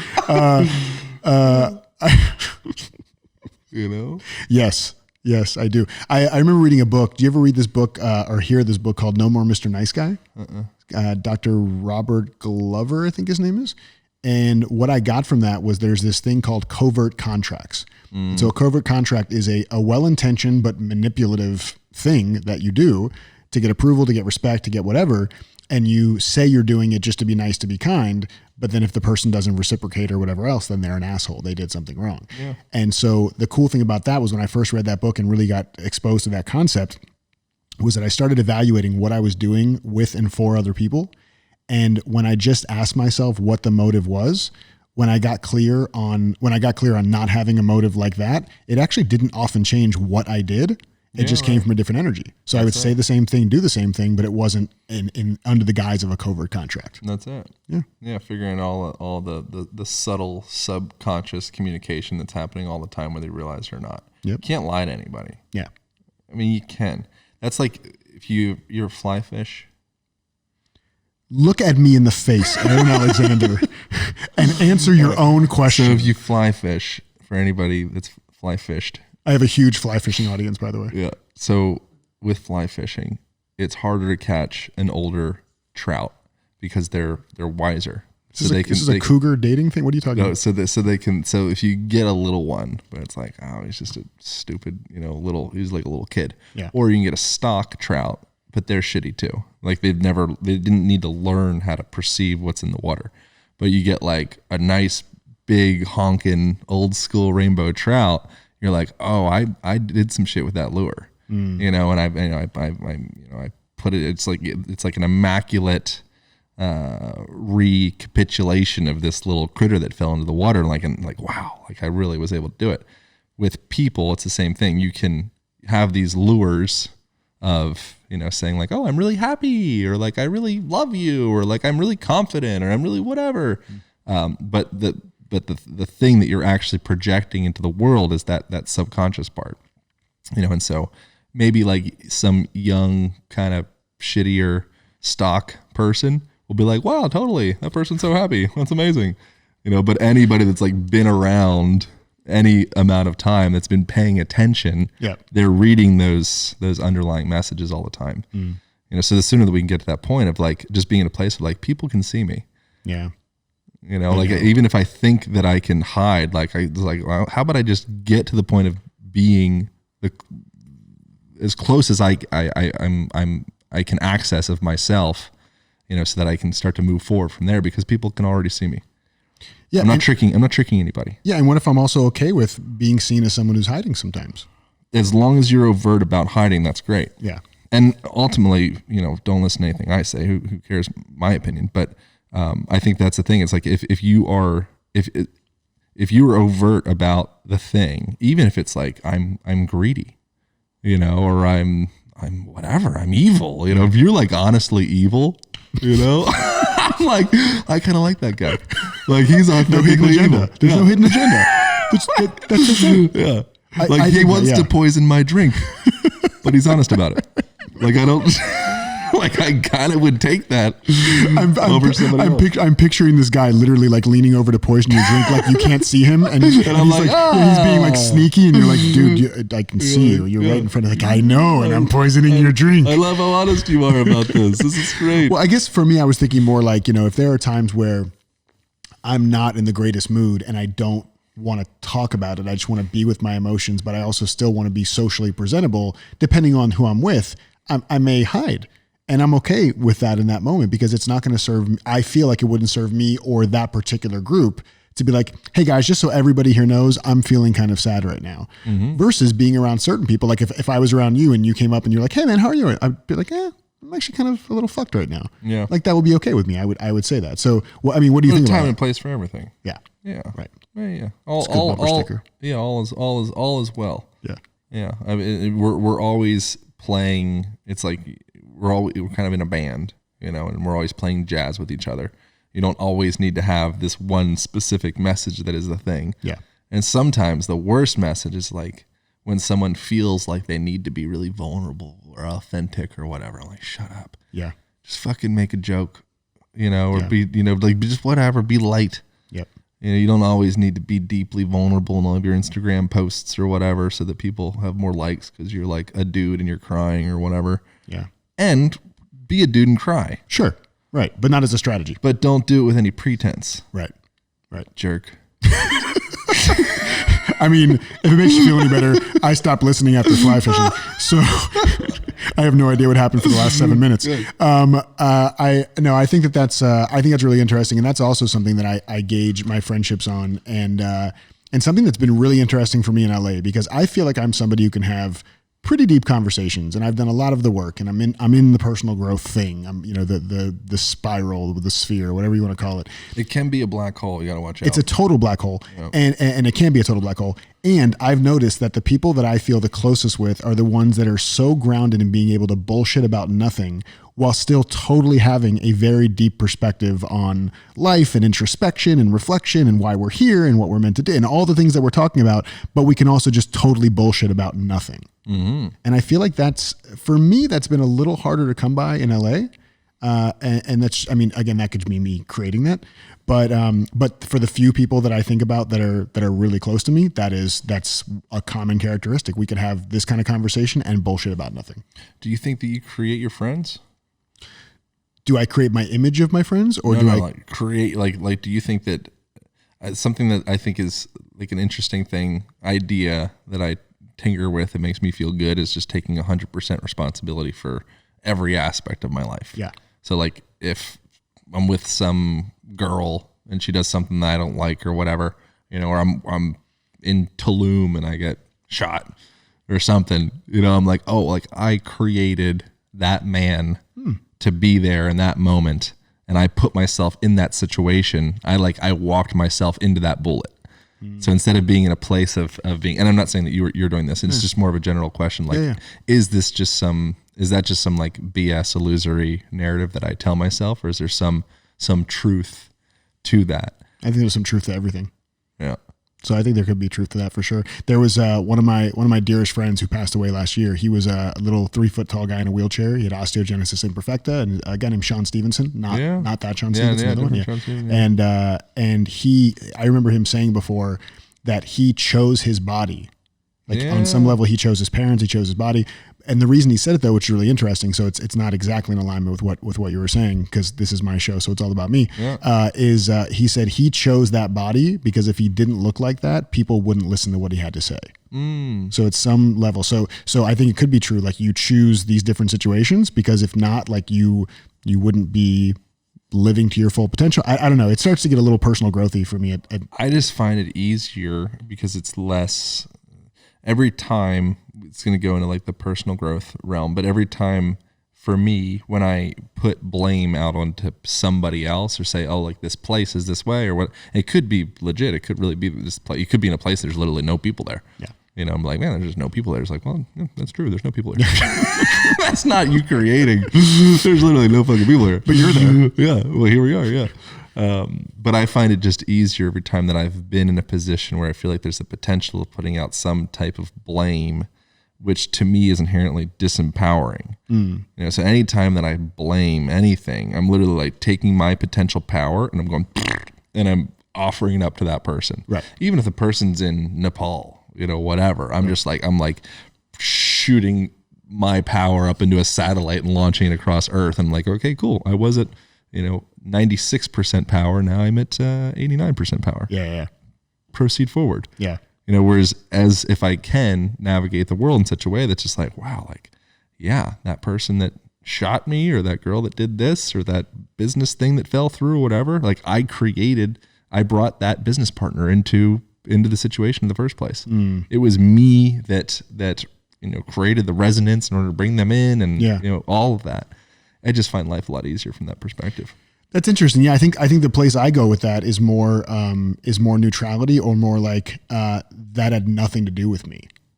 So actually kind of the opposite. So I don't take personal responsibility. I say that has nothing to do with me. The person that shot me, that has nothing to do with me. Like he or she didn't wake up 6 weeks ago and say 6 weeks from now, I'm going to shoot that Jason Goldberg. I mean, unless he's fucking crazy, but like if it's just a random thing. That's good too. Yeah. Yeah. As long as it's not putting blame on the person. True. That's the thing is you're taking your currency out and you're saying, there you go, have that. Right. And then at some point you need to get that back, whether you get that back through taking radical responsibility or you get it back through saying that had nothing to do with me. It still cuts the ties in a clean way and you get your money back. Yeah. There's no fault. There's no blame. You get your money back. Yeah. It's actually, it's a funny that, the term they use when there's, it's going to be way different this time, I think, but typically when one administration leaves a White House and a new one comes in, there's that phrase transfer of power that they talk about all the time. Today is the day we have our transfer of power from this administration to that administration. And the interesting thing about that is that like, it's not an emotional thing. Nobody's like, again, like I said, it's going to be different this time, but most of the time it's just, it's a matter of fact thing. Like in the midst of elections, every election I've ever watched coverage of, the transfer of power phrase never has emotional charge. It's just a factual thing. And so when I keep that front of mind of like, oh, I just transferred my power to that person, I don't have to guilt myself or shame myself. I don't have to blame them or find fault with them. It was like, oh, I just did that thing where I transferred my power. The difference with us is that unlike with the White House, I can also transfer it back, right? I just decide, oh, that was interesting. I transferred my power. I'm going to choose not to do that in this situation anymore and bring it back in. So that's something I try to play with anytime I start to get into a little bit of the blame game and the fault game is like, oh, I did that. I did create that. I created that by transferring my power to that person. It's not their fault. What's been major inspirations for you to be able to come on to these concepts and ideas? I mean, my first coach who really opened my eyes to this stuff is a guy named Steve Chandler. I don't know if you're familiar with his work at all. I am, but not really. I know the name. He's amazing. He's great. So I started coaching with him. I guess it was probably, I started coaching with him 6 years ago, but I started reading his books a couple years before that. And he was the one that first really opened my eyes to the victimization, the victimhood that I was living from. And that and the mix of that and my story from my book, my kind of initial story about my weight loss with having my credit card decline. I don't know if you know some of my story there, but just having this moment where at 330 pounds, I tried to make a purchase with my credit card and my card got declined, like a small purchase online. And I call the bank and the bank says that we've cut off your card because there was some suspicious activity. So we were trying to protect your account. And I'm like blaming them and like, screw you guys. Why are you taking my money from me? Like, did somebody hack my account? Just all blame. It's all like never me. It's all somebody else. Yeah. And it turns out that the suspicious activity was me eating at 4 fast food restaurants in one day. Wow. And so they said, well, this must be, no human, somebody must have stolen your card and they're testing it to make small purchases before they go make a bigger one. That's what the bank thought. And so that was the day I say the universe cut me off, where I just could no longer not take personal responsibility for what I had created.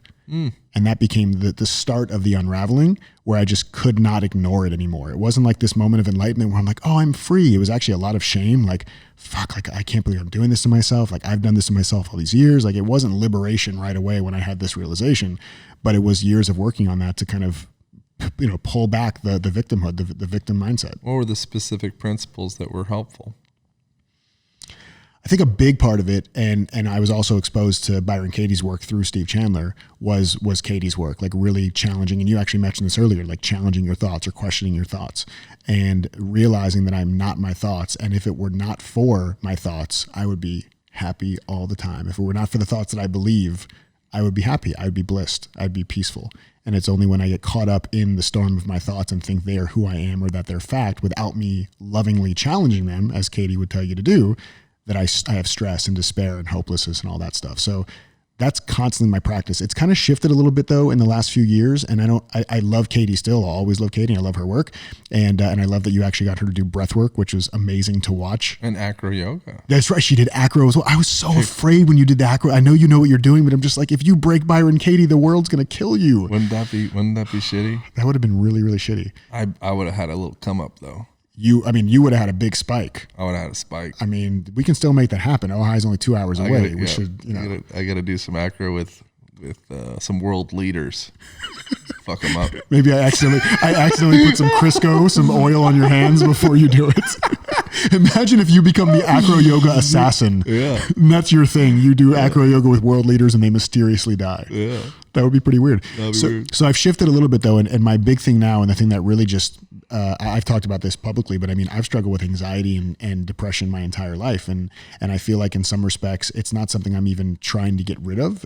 I'm not shooting personally in my life. I don't shoot for immunity. I shoot for navigation, like knowing how to navigate versus trying to protect myself from ever experiencing something. Yep. And one of my biggest things, kind of a mantra and a guiding principle for my life now is, can I allow my thoughts and feelings to be without being a nuisance, right? Can I allow them to be present while still being mainly irrelevant to my experience of life? So if I'm driving in a car and I'm the one driving and next to me in the passenger seat is somebody and they're the most stressed and depressed and anxious and fearful and whatever person in the world, no matter how much of that they have going on, the car still works the same. Gas pedal works the same, brake pedal works the same, steering wheel works the same, regardless of what they're going through.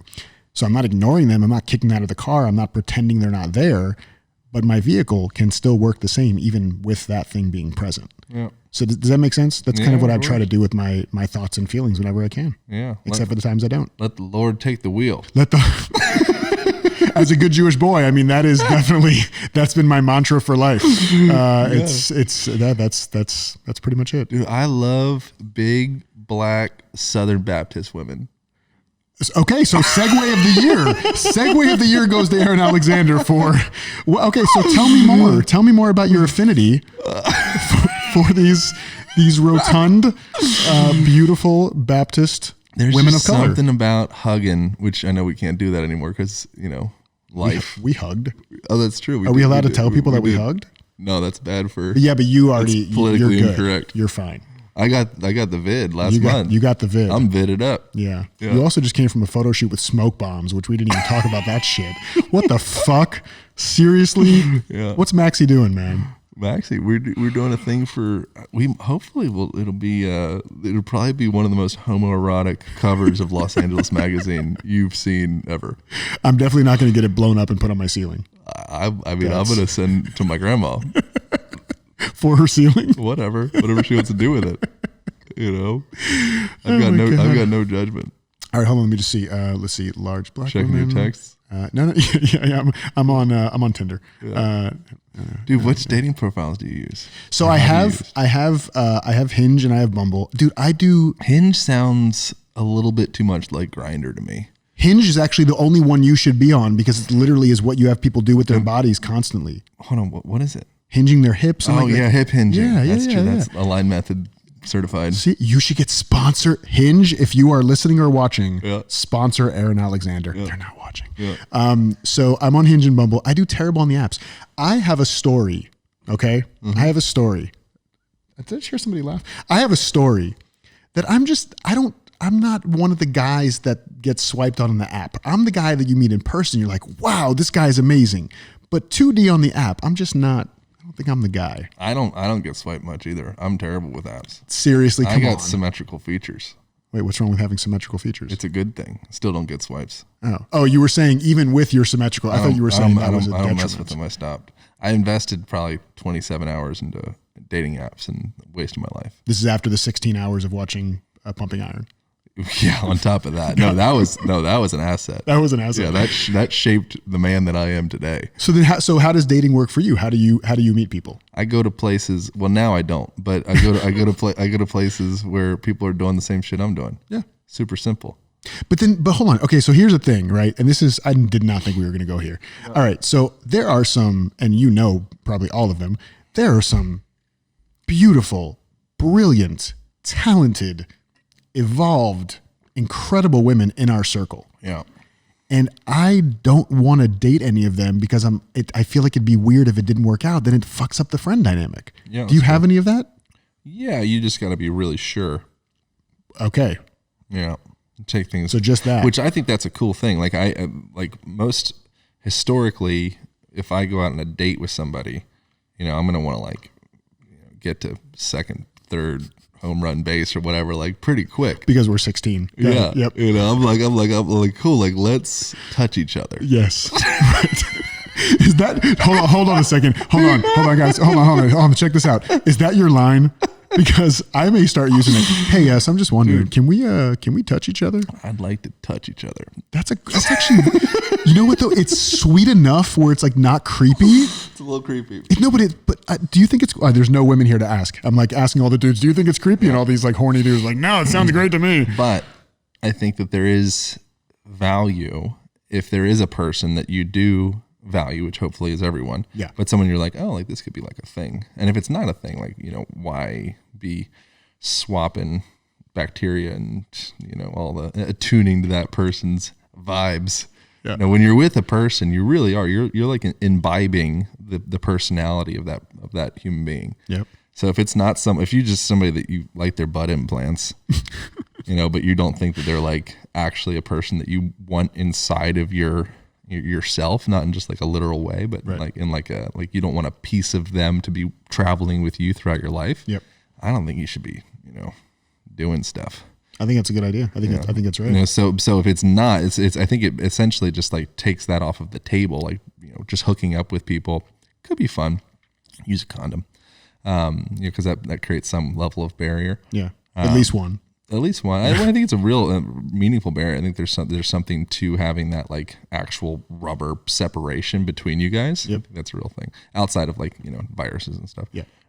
But having the patience to, you know, be like, I really want to get to know you.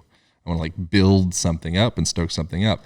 And then there's also the threat of the friend zone, which can happen as well.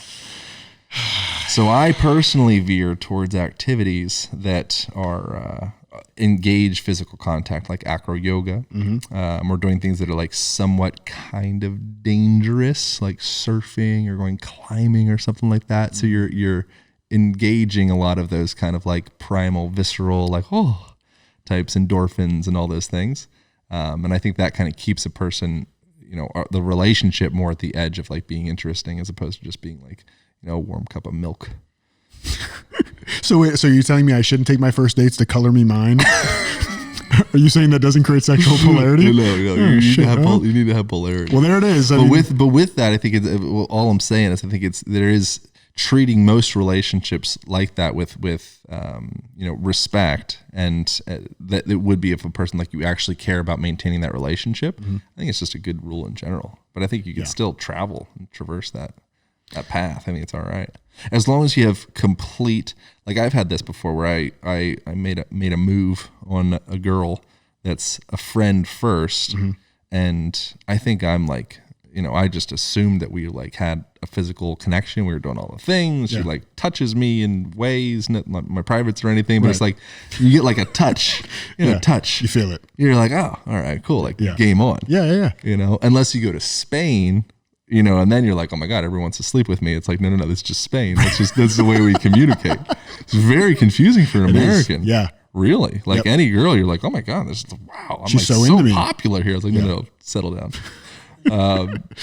You know, but so had that scenario and, you know, made a move and unsuccessful, full like, oh no, like we're friends. And that ended up deepening our friendship because I was just, you know, radically vulnerable in quotations. I don't want to overly use that term, but radically authentic. I mean, it is just be authentic and vulnerable, whatever, but not, you know, fake vulnerable and authentic. But because of that, because it was complete, utter honesty the whole time, we could actually go deeper into our relationship as friends. So it worked. I don't think there needs to be that fear layer, because the fear layer just adds more, more pretense and more manipulation, more kind of maze type relationship. You just be fucking honest. I think you're hot. You're talking to me? Yeah. Okay. Dude.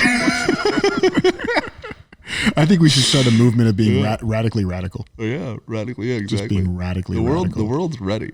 The world is. Yeah. It's so hard to be honest.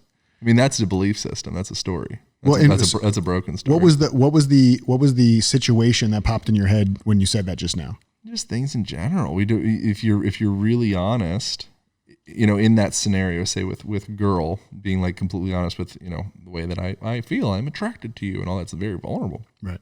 But if you're completely honest and people aren't interested in you, or they shut you down or abandon you or any of that stuff, that hurts much more. And this is all very obvious in like the self-help, growth, whatever world. Sure. But they're leaving like you. So it's kind of, you have the option to in a sense like live your life with a condom on in a way, and always be a little bit disconnected because of that fear of having like your authentic self being left. Yeah. But on the other side of that, I mean, eventually you can end up suffocating within the condom. So eventually you take that off and you're like, wow, like I can, there's like so much more life to live, and then on the other side of having so much more life to live, I think there's also a lot more pain to be had as well. It's kind of fucking courageous. It's extremely courageous. And by the way, this episode's sponsored by Trojan. Something I've been trying to do that I never used to do. Were you ever a Scrubs fan? TV show Scrubs? The nurse show? Yeah, great. So when you ask someone if they're a fan, is that stupid old fucking nurse show? Yeah, I didn't watch that shit. I was a real man. Yes, it is the nurse show. I'm like a cowboy. You are a bit of a cowboy. You are a bit of a cowboy. I'm not sitting home watching Scrubs. That's true. I'm roping up horses. I'm roping up horses and fly fishing, trying to get to second base and watching some pumping iron. That's not what you actually do. What's it called when you're roping up a steer? Look at me, Aaron Alexander. Look at me. That's going to be our new thing. Anytime we're in a group of people and you ask me, look at me. Okay. So Scrubs. Yeah. Zach Braff. You know who Zach Braff is? No. Fuck me. Are you serious? I do. Ask you don't do me like about the anatomy of the pelvis. Yeah. No, I won't be doing. Yeah. Okay. If I ever ask you about the anatomy of the pelvis, this is what the question is going to look like. So the anatomy of the pelvis, huh? Yeah.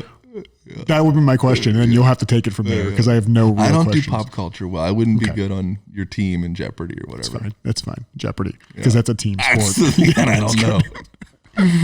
Rest in peace, Alex Trebek. So Scrubs, the nurse show, Zach Braff is this like really sweet, nice guy. And there's a scene where he likes this girl, or he thinks he might like this girl in a bar. And Donald Faison, his like partner in crime in the show, is like, dude, go talk to her. He's like, no, dude, I got a plan. He's like, what's your plan? He's like, well, I'm going to awkwardly run into her 3 times over the next 2 weeks at the coffee shop.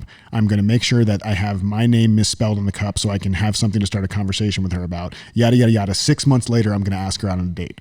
And that would typically be my MO. I'm going to play the long game. Meanwhile, the girl's gotten married and has 7 kids. So like I play the long game. So something I've been doing that's been really great, and it felt really courageous in the beginning, and now it doesn't. And I'll tell you the small shift of why I think that changed, is being way more honest and upfront about what I'm feeling or what I'm sensing. But the shift for me that's made it way easier to do is that it comes from a place of curiosity instead of from a place of this is what I'm feeling or this is what I want. Yeah. Right. So it's one thing for me to say like, hey, I'm really into you. Like, are you into me? Like that, to me, that's like, fuck, I would never, like that feels so vulnerable and you could be rejected and everything else. And so the way I shifted this, and I've done this several times, like in the last year, I mean, it hasn't been a lot of different women that I felt this with, but a couple times in the last year. And the conversation was more like, I feel like I'm sensing a little thing. I could be totally wrong. It could be a friend soul connection, or it could be something deeper. What do you think? What do you feel? And I felt totally good with that. And the ones that were like, yeah, I feel like a really deep soul connection with you, but like more as a friend, I didn't feel rejected at all. I was like, cool. Like I was genuinely curious. You give them an out. You give them an out, and it comes from a genuine place of curiosity, right? Like as opposed to like, I'm going to give you all the cards and you now have the power to either make my heart or break my heart. It's much more just like good with, good without.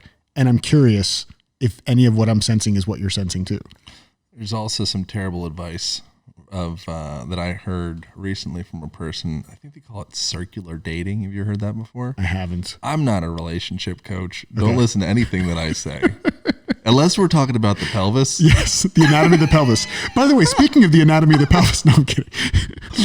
But the idea was circular dating, and you just keep dating around, and you like maintain, even if this person's not somebody which I don't actually think I agree with this, but this is just an idea to toy with. But you have dates on the line essentially to kind of keep momentum going, so you're not in that needy, dependent type place. Yeah, I get that. And then eventually, one of those may germinate and turn into something meaningful. Yep. But as opposed to being like excessively picky and like, okay, you can only have one. It's like just loosen up a little bit. Go out on some dates, have fun. And that it puts you into a place where you have a little bit of momentum. Yeah. And then something comes up, whatever. But you're in that. It's like it's the same thing. It's like if you're in the place that you really need a thing, then you're probably not going to get it. Right. So if you can put yourself literally into a place of like greater abundance with the thing, then all of a sudden it's like, you can kind of take it easy, and then you become more attractive. It's just like the anatomy of the pelvis. It's exactly like the anatomy of the pelvis. Well, I'm glad we got to talk about that. Did you know the adult diaper industry is exceeding that of the baby diaper industry?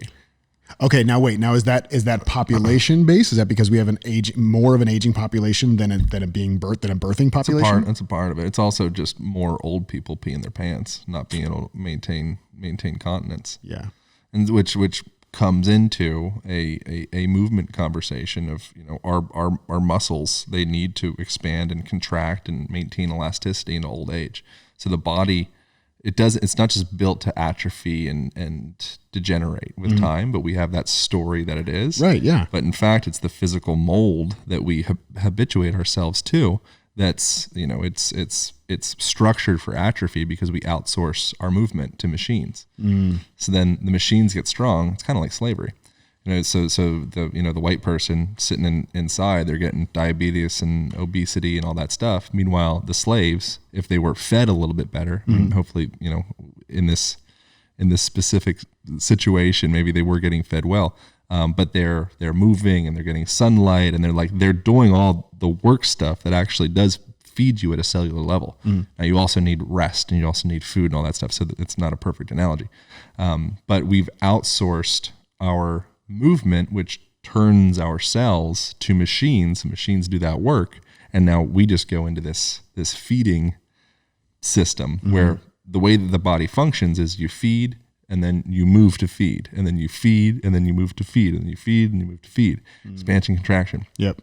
And so because we've outsourced all that to gizmos, and we've done such a beautiful job of doing it, like it's really a miracle how clever human beings are to be able to have outsourced most of our movement in daily life. Like we're at a point where you can just sit on a couch, press buttons into your cell phone, and food will literally be delivered to your face. Yep. Pretty cool. Yep. Like respect. Right. And that's rad. That's some futuristic shit. That's some futuristic shit. Like WALL-E. It's like WALL-E. We're like atrophying and stuff. Yeah. You don't know what WALL-E is. Sorry. No, I don't. It's the robot. It is look at this. Yeah. That's a pop culture reference. That's a pop culture reference. So, but what is that? Okay, so I think there's a misconception, and I definitely have this misconception, and really it's been, you're one of two people who have really opened my eyes to movement for longevity and not movement to be a workout. It's been huge, man. And actually, I need to look at your course actually, because I want to integrate this stuff more in, but I think there's a misconception that in order to do that, it takes a complete restructuring of your life. 0%. Yeah. So tell me, like, bust that myth for anybody who's like, if you want to incorporate more movement for, first of all, benefits, right? Mobility, longevity, what other benefits are there to having a movement practice? Memory, confidence, personality. So like me, I don't have a personality. So if I do more movement, I'll have a better personality. You always have a personality. It's just, what do you want to represent? Yep.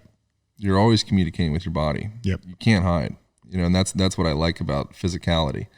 So words you can wrap up in different packages and convey different messages, but like your nervous system, your autonomic nervous system, which isn't all that autonomic because you can change the state of your own autonomic nervous system by changing environmental factors and perception and things of the sort.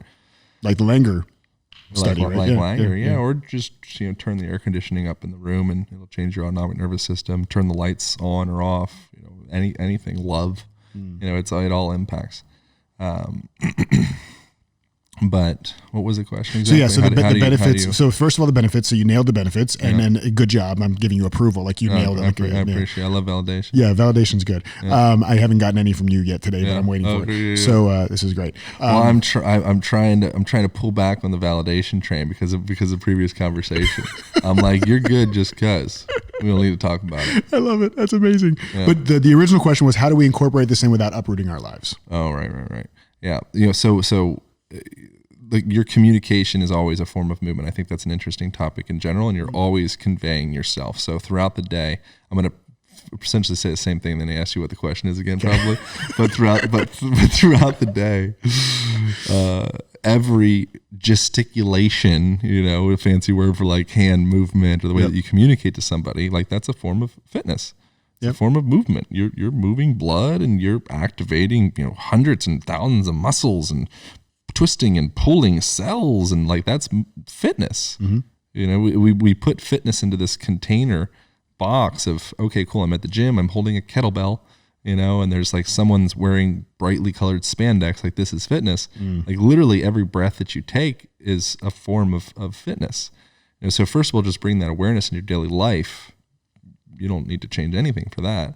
I've been practicing something from the book that you did a modified box breathing or something where it's like four exhalation. 6 second exhalation. So it's a 4 second inhalation, 4 second hold, 6 second exhalation, 4 second hold. Yeah, just emphasizing the exhalation because that activates more the calming side of the nervous system. I love that. So any paying attention to do any form of pranayama or just paying attention to your breath, it's all going to be helpful. It's just giving yourself some type of like focal point, or drishti, or, that's like what meditation, most forms of meditation, it's just, it could be focusing on your breath. It could be focusing on a mantra. It could be focusing on a candle light. All it is just training your mind to be able to come back to a single point of focus. So that way, when all of the distraction and static of the world comes in, it's like, oh no, I've honed my sword in. I can stay present in this, whatever it may be, with myself. Right. So you're always done fitness. And as far as revamping your home or your life, we're sitting on a couch in a way that's not the typical couch sitting way. So sitting on a couch in such a way that it's like, bring your legs closer to your heart. So if your legs are closer to your heart, it's going to be more effective for circulation. I think if you're trying to get gasoline, from here up to the second story, and you're up there sucking on a tube to try and get some gas siphoned up there, it'll be really hard. Right. But if all of a sudden we raise the tube up to the same height of the second story, it's like, oh, this is no big deal. Yep. Now what happens if we raise the height of the tube up even higher? It's like, well, now we're just using gravity to pour gas back into my tank. So your tank in your physical body is your viscera, your organs, your heart, your lungs. So putting your body in a more effective sitting position makes sitting not become the new smoking, but it just becomes this really helpful position to heal your body. So that would be one thing, is just paying attention to the way that you sit, paying attention to the way that you stand. And I break all this down in the Line Method book and the Line program and all the places. And also free on Instagram and YouTube. And, it's not all, you don't have to pay for, like, most of this stuff I break down for free, actually. Your content's great. Yeah, the stuff you share. Definitely check out Aaron on Instagram. We'll have his handle here. The things. And, but another big thing that people could do would just be like, get a pull-up bar in your house. It's like $30 on Amazon. And it's from there, every time you walk through a doorway, and there's a whole chapter in the Line Method book about the value of hanging. Every time you walk through that doorway, you do a little swing, and that I recommend, what's my recommendation in there? 2 minutes? It depends on the person, really. 2 minutes is like a great standard recommendation. Really, I recommend you hang for as long as you will throughout the day. If it's 30 seconds, that's great. But by just hanging for just as little time as 2 minutes a day, you can literally start to restructure the shape of the shoulder girdle to get out of this medially rotated, protracted, impinged position that many people are in, because that's the shape of our, we're looking to our cell phones, we're looking at our computers and our buses and trains and planes and chairs and sofas, and every part of your fucking life puts your body into a defeated position. It's crazy. Like, if you're sad, and if something happens in your life, your puppy gets run over, whatever it is, you go, right. You contract. Your shoulders immediately rotate. You go into this hyperkyphotic position. Your head might protract forward. You know, your knees might buckle in valgously. You might collapse the arches of your feet. It's the body of a loser, you know? And it's like, how can you feel like confident and a winner, you know, and be able to be occupying that mindset on something that actually has longevity, and you're burning a fuel source that it's renewable energy, as opposed to something that, like, you know, I'm high on whatever drug for, you know, 2 hours, or I drink some beers and I'm like, wow, I'm confident. It's like, you're not confident, you're drunk. Right. Right. Big difference. Big difference. Yeah. And it diminishes very quickly, and there's no redeeming quality afterwards. Yeah. So the peak that you got of that, you're going to have a reciprocal down portion of that wave here in, you know, about 6 hours, or tomorrow morning, or whatever. You know, so, but if you can cut, like, the body does not lie as well. Right. You could be psychopathic, and there could be maybe other layers to it, where, like, maybe the body, like the human organism, is more clever than the aligned method can detect. Stop talking about me. Well, you know, LA. But for the most part, you know, the autonomic nervous system, if I feel your traps and I put my hand on your shoulder, if you have a sensitive hand, like a person that maybe, you know, physical therapist or an osteopath or maybe acupuncturist or massage therapist or whatever, a sensitive hand can put their hand on a shoulder and read into the state of that person in an instant. Wow. You know, and a non-sensitive hand will still be able to read into that. I mean, it just might not have, like, the specific language to say, you know, oh, they're, you know, whatever, their fifth cranial nerve is activated, you know, whatever. Yeah. You know, but they can feel like, oh, you're tense.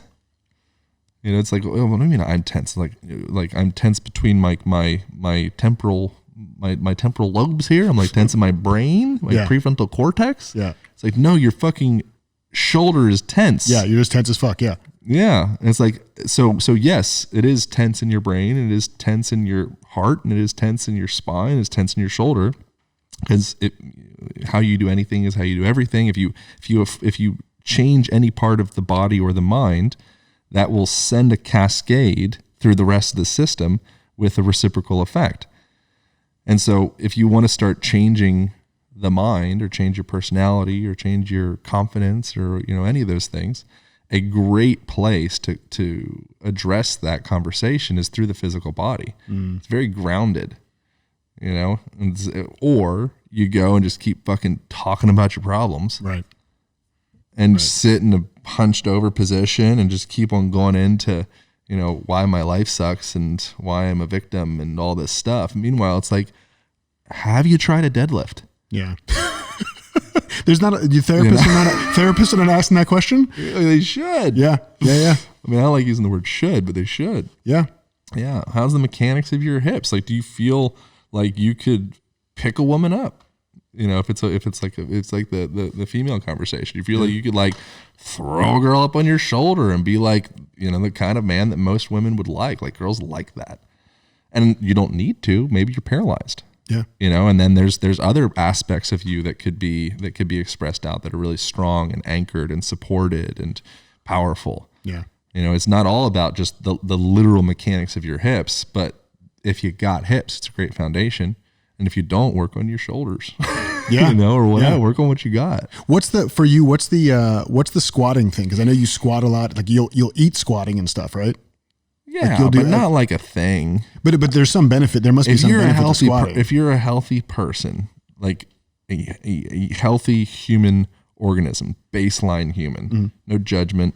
If you can squat, whatever. But healthy baseline human, you can squat. And you can squat comfortably. Yeah. And you could get down on the ground and you could eat some soup or smoke a cigarette and just chill there while you wait for a bus. Yep. Like, that's built into the human mainframe organism. Yep. When you are about to be born, I have this in the book, there's the little facet joints on your ankle and around your, I believe it's the talus and the tibia.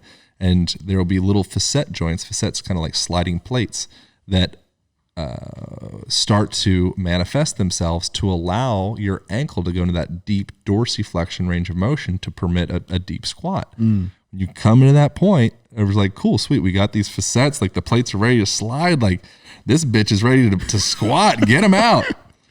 And then the baby comes out into the world and he or she is squatting right off the bat. Like that's a standard part of being a human. Yeah, because we're not talking about the squat like when you do squats in the gym. We're talking about like standing in a squatting position. Just chilling. Yeah. Life is way more chill than we make it out to be. Yeah. We're saying, can you chill in your body? CTFO, chill the fuck out. Yeah. I love You don't that. need to do a backflip to be loved. But it would be really great if you could chill in your body. Yeah, you guys hear that? Yeah. Nuncio's over here. He just got his ass kicked by his personal trainer. So you see him right now. He doesn't usually look like he got hit by a bus. Oh, yeah. This is just for today, but you're feeling that right now, aren't you, Nuncio? So if I were Nuncio's life coach, which I'm starting a life coaching service now, as you know. Amazing. Yeah. I can't wait. I'm going to help you promote it. I think this podcast would be a good launch for the Align Method Life Coach service. I think it's perfect. I feel like people. It's called really, Align Your Life. Yeah, Align Your Life people with will Aaron really be Alexander. reaching out for that after this, I think. So if I was a Nuncio's life coach, which I probably will be after this conversation, Yep. I would recommend he lays on his back, puts his feet up on the chair, as opposed to being in this inverted position where his pelvis is kind of hunched over. If he loaded weight, not to pick on you, Nuncio, but if he loaded weight through his spine from this position, his spine would explode. So your muscles just went through this deep re-hardwiring called extreme Tybo fitness hit training workout, whatever, with Fabio. Yep. Is your trainer called Fabio? It's always Fabio. Every trainer is called Fabio. It's always Fabio. Even if his name is John, his real name's Fabio. Yeah. Yeah. So after that, you restructure your musculature, and now ideally you're going to put yourself into a position where those tissues can heal and they can circulate, and you're at least orienting your spine in a position that it's able to pass electricity up and down. Like that's like your main power cord of energy. Yep. You can call it the Sushumna, or you can call it the Kundalini, or you can call it the central nervous system, or you can call it, centrated spine, whatever terminology. Yep. You need to be able to pass stuff from your pelvis all the way up to the top of your head. And if you put a crimp along the way there, then, life gets a lot harder and you get a lot shittier at life. This has been such an eye-opening conversation. So, I don't even know what that means. What does that mean, eye-opening? Are there conversations you have that make you want to close your eyes? Yeah. I'm always so Wincing. curious about, wincing. Yeah, I could see that. Yeah. Didn't want that one. Speaking of wincing, we have another game we like to play on the show, and it is called OMIG, where we look at your Instagram and pull up some posts and just kind of ask you what the actual fuck was going on. Oh, that'll be embarrassing. I don't think it'll be for you. Are you easily embarrassed? Probably more than I'd let on to. Interesting. Depends on the scenario. How's this scenario? Oh, you're fine. You're good. Okay, cool. So you mean you knew this was going to be one of the ones, right? I didn't remember, but yeah, I mean, I could imagine there's many more like Well, that. yeah, there's the naked slack line, which I could have picked, but I picked this one instead. Yeah, there's a variety. So this is Aaron sitting in a sauna, naked. So what was going on here? And if you just say I was naked in a sauna, that's okay too. But was there something else? Like, what was going on here? There really wasn't much more going on other than my buddy. He's got a place up in Topanga that you've been to. Yep. And it's just naked in a sauna, man. That's what you do. If you're wearing clothes in a sauna, you're a weirdo. But harking back to the meaning of weird, well, I support you in your weirdness. Okay. So if everybody's naked and you're like, listen, man, I'm creating my own journey here, and Three-piece you're wearing suit. some shorts, Yeah. I'm like, that's cool. Yeah, or like a tuxedo. But if you're ashamed of your genitals, I'm like, we got to sort that out. I like that. Although I did cover my genitals up in there, so But that was just that was so Instagram would have wouldn't been take it down. highly censored. But no, but what about the Viking helmet? Are we just going to ignore that? No, Viking helmet. That's a sauna hat. Oh, that's a sauna hat. That's the thing that you Oh, wear. good. Okay, cool. And And so what? if the sauna gets too hot, you put the hat over your ears. It's like wool. Oh, okay, so that's the health benefits of wearing a Viking helmet. Not health benefits, just so your ears don't get burned up. Gotcha. Yeah. Okay, I don't believe you. And then the other one we want to talk about here, because I just think it's just a very normal picture, is you lifting weights underwater. Oh, so yeah, very now, common. my thought is, and tell me if I'm wrong. All right, I want to guess, and then you tell me if I'm wrong. Yeah. My guess is that you were working out next to the pool, you fell in and just said, "Fuck it." I'll just continue to work out here. That's correct. Is that what happened? We were actually doing some Zumba. Somebody dropped their glasses in the pool. I went down, and then in order for me to get the glasses across the pool back to the person, picked up the weights, got them over there, got the mission done. Sense. Got the mission done. I'm so glad I was right about that. Yep.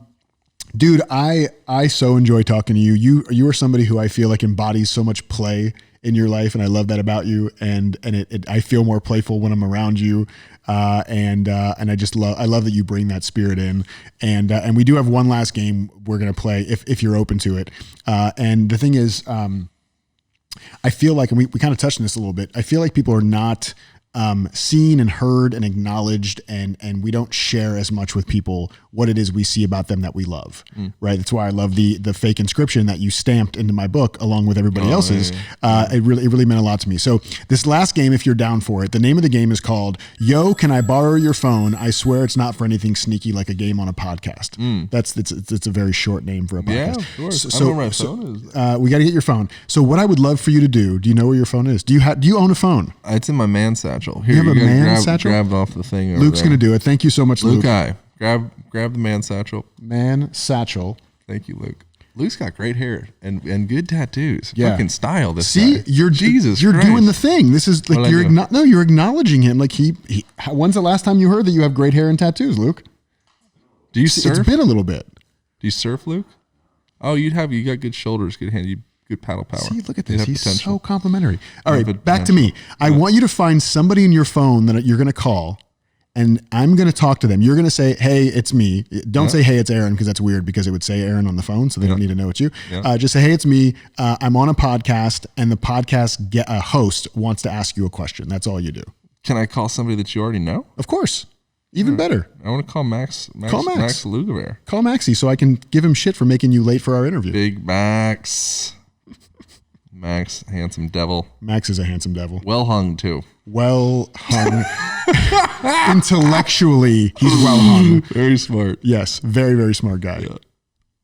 There you go. Well, you got to get him on the phone first. No, you're calling him. No, but you tell him you're on a podcast, and the host, who he knows, is going to ask him a question. I just think Max will answer. Maximus. What's going on? My jigga. I'm with Jason, and we're doing the podcast. You're on speakerphone, and he's doing a thing where he calls somebody on my phone, and then he asks them questions. Yeah, that's okay. Good. Can you do that? Somebody on your phone, and then Yeah. All right. I'm gonna give you the phone to Hassan. Maxie. Hey. What's up, brother? Maxie. Are you okay with Maxie? I don't know why I want to call you Maxie. I like Max. Yeah. Maxie's cool. All right, so first of all, I want to say screw you for having fucking smoke bombs at your photo shoot, which is way cooler than what we're doing now, sitting on my couch. Yep. Second of all, you made Aaron late for our interview, but it's okay. I made Aaron late. I take full responsibility. Oh, that's true. We already talked about this. You take full responsibility for everything. Yeah. But the question is this, Max. I don't think that we acknowledge each other enough for the beautiful people that we are in the world. And so I wanted Aaron to call somebody randomly on his phone, and he picked you, so that you can tell us what you love about Aaron Alexander on the podcast. Oh man, I'm so down with that. I figured he would be. I love that. You're the fucking man, Max. You're the man. Is this, are you recording right now? Yeah, man. You're on, dude. I'm on. So just like let it rip, like what I love about it. I mean, I'm gonna email you a framework, and then I want you to take 30 minutes to journal. No, I'm just kidding. No, fuck it. Just whatever's front of mind, whatever's present for you. Well, I just love. First of all, I mean, Aaron is he's like a living Adonis. Yes.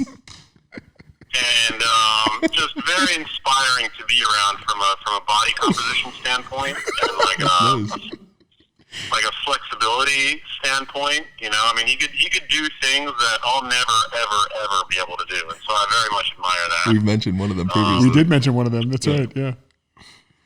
But no, in all seriousness, Aaron has a very, very rich emotional vocabulary, and I really appreciate that about him. I've learned a lot from him. He's a very articulate man. There's almost like a poetry to the way that he speaks, and he's not even trying when he does it. That's like what's most impressive. It's just like he has this effortless flow about his erudition, and I just think it's really just impressive.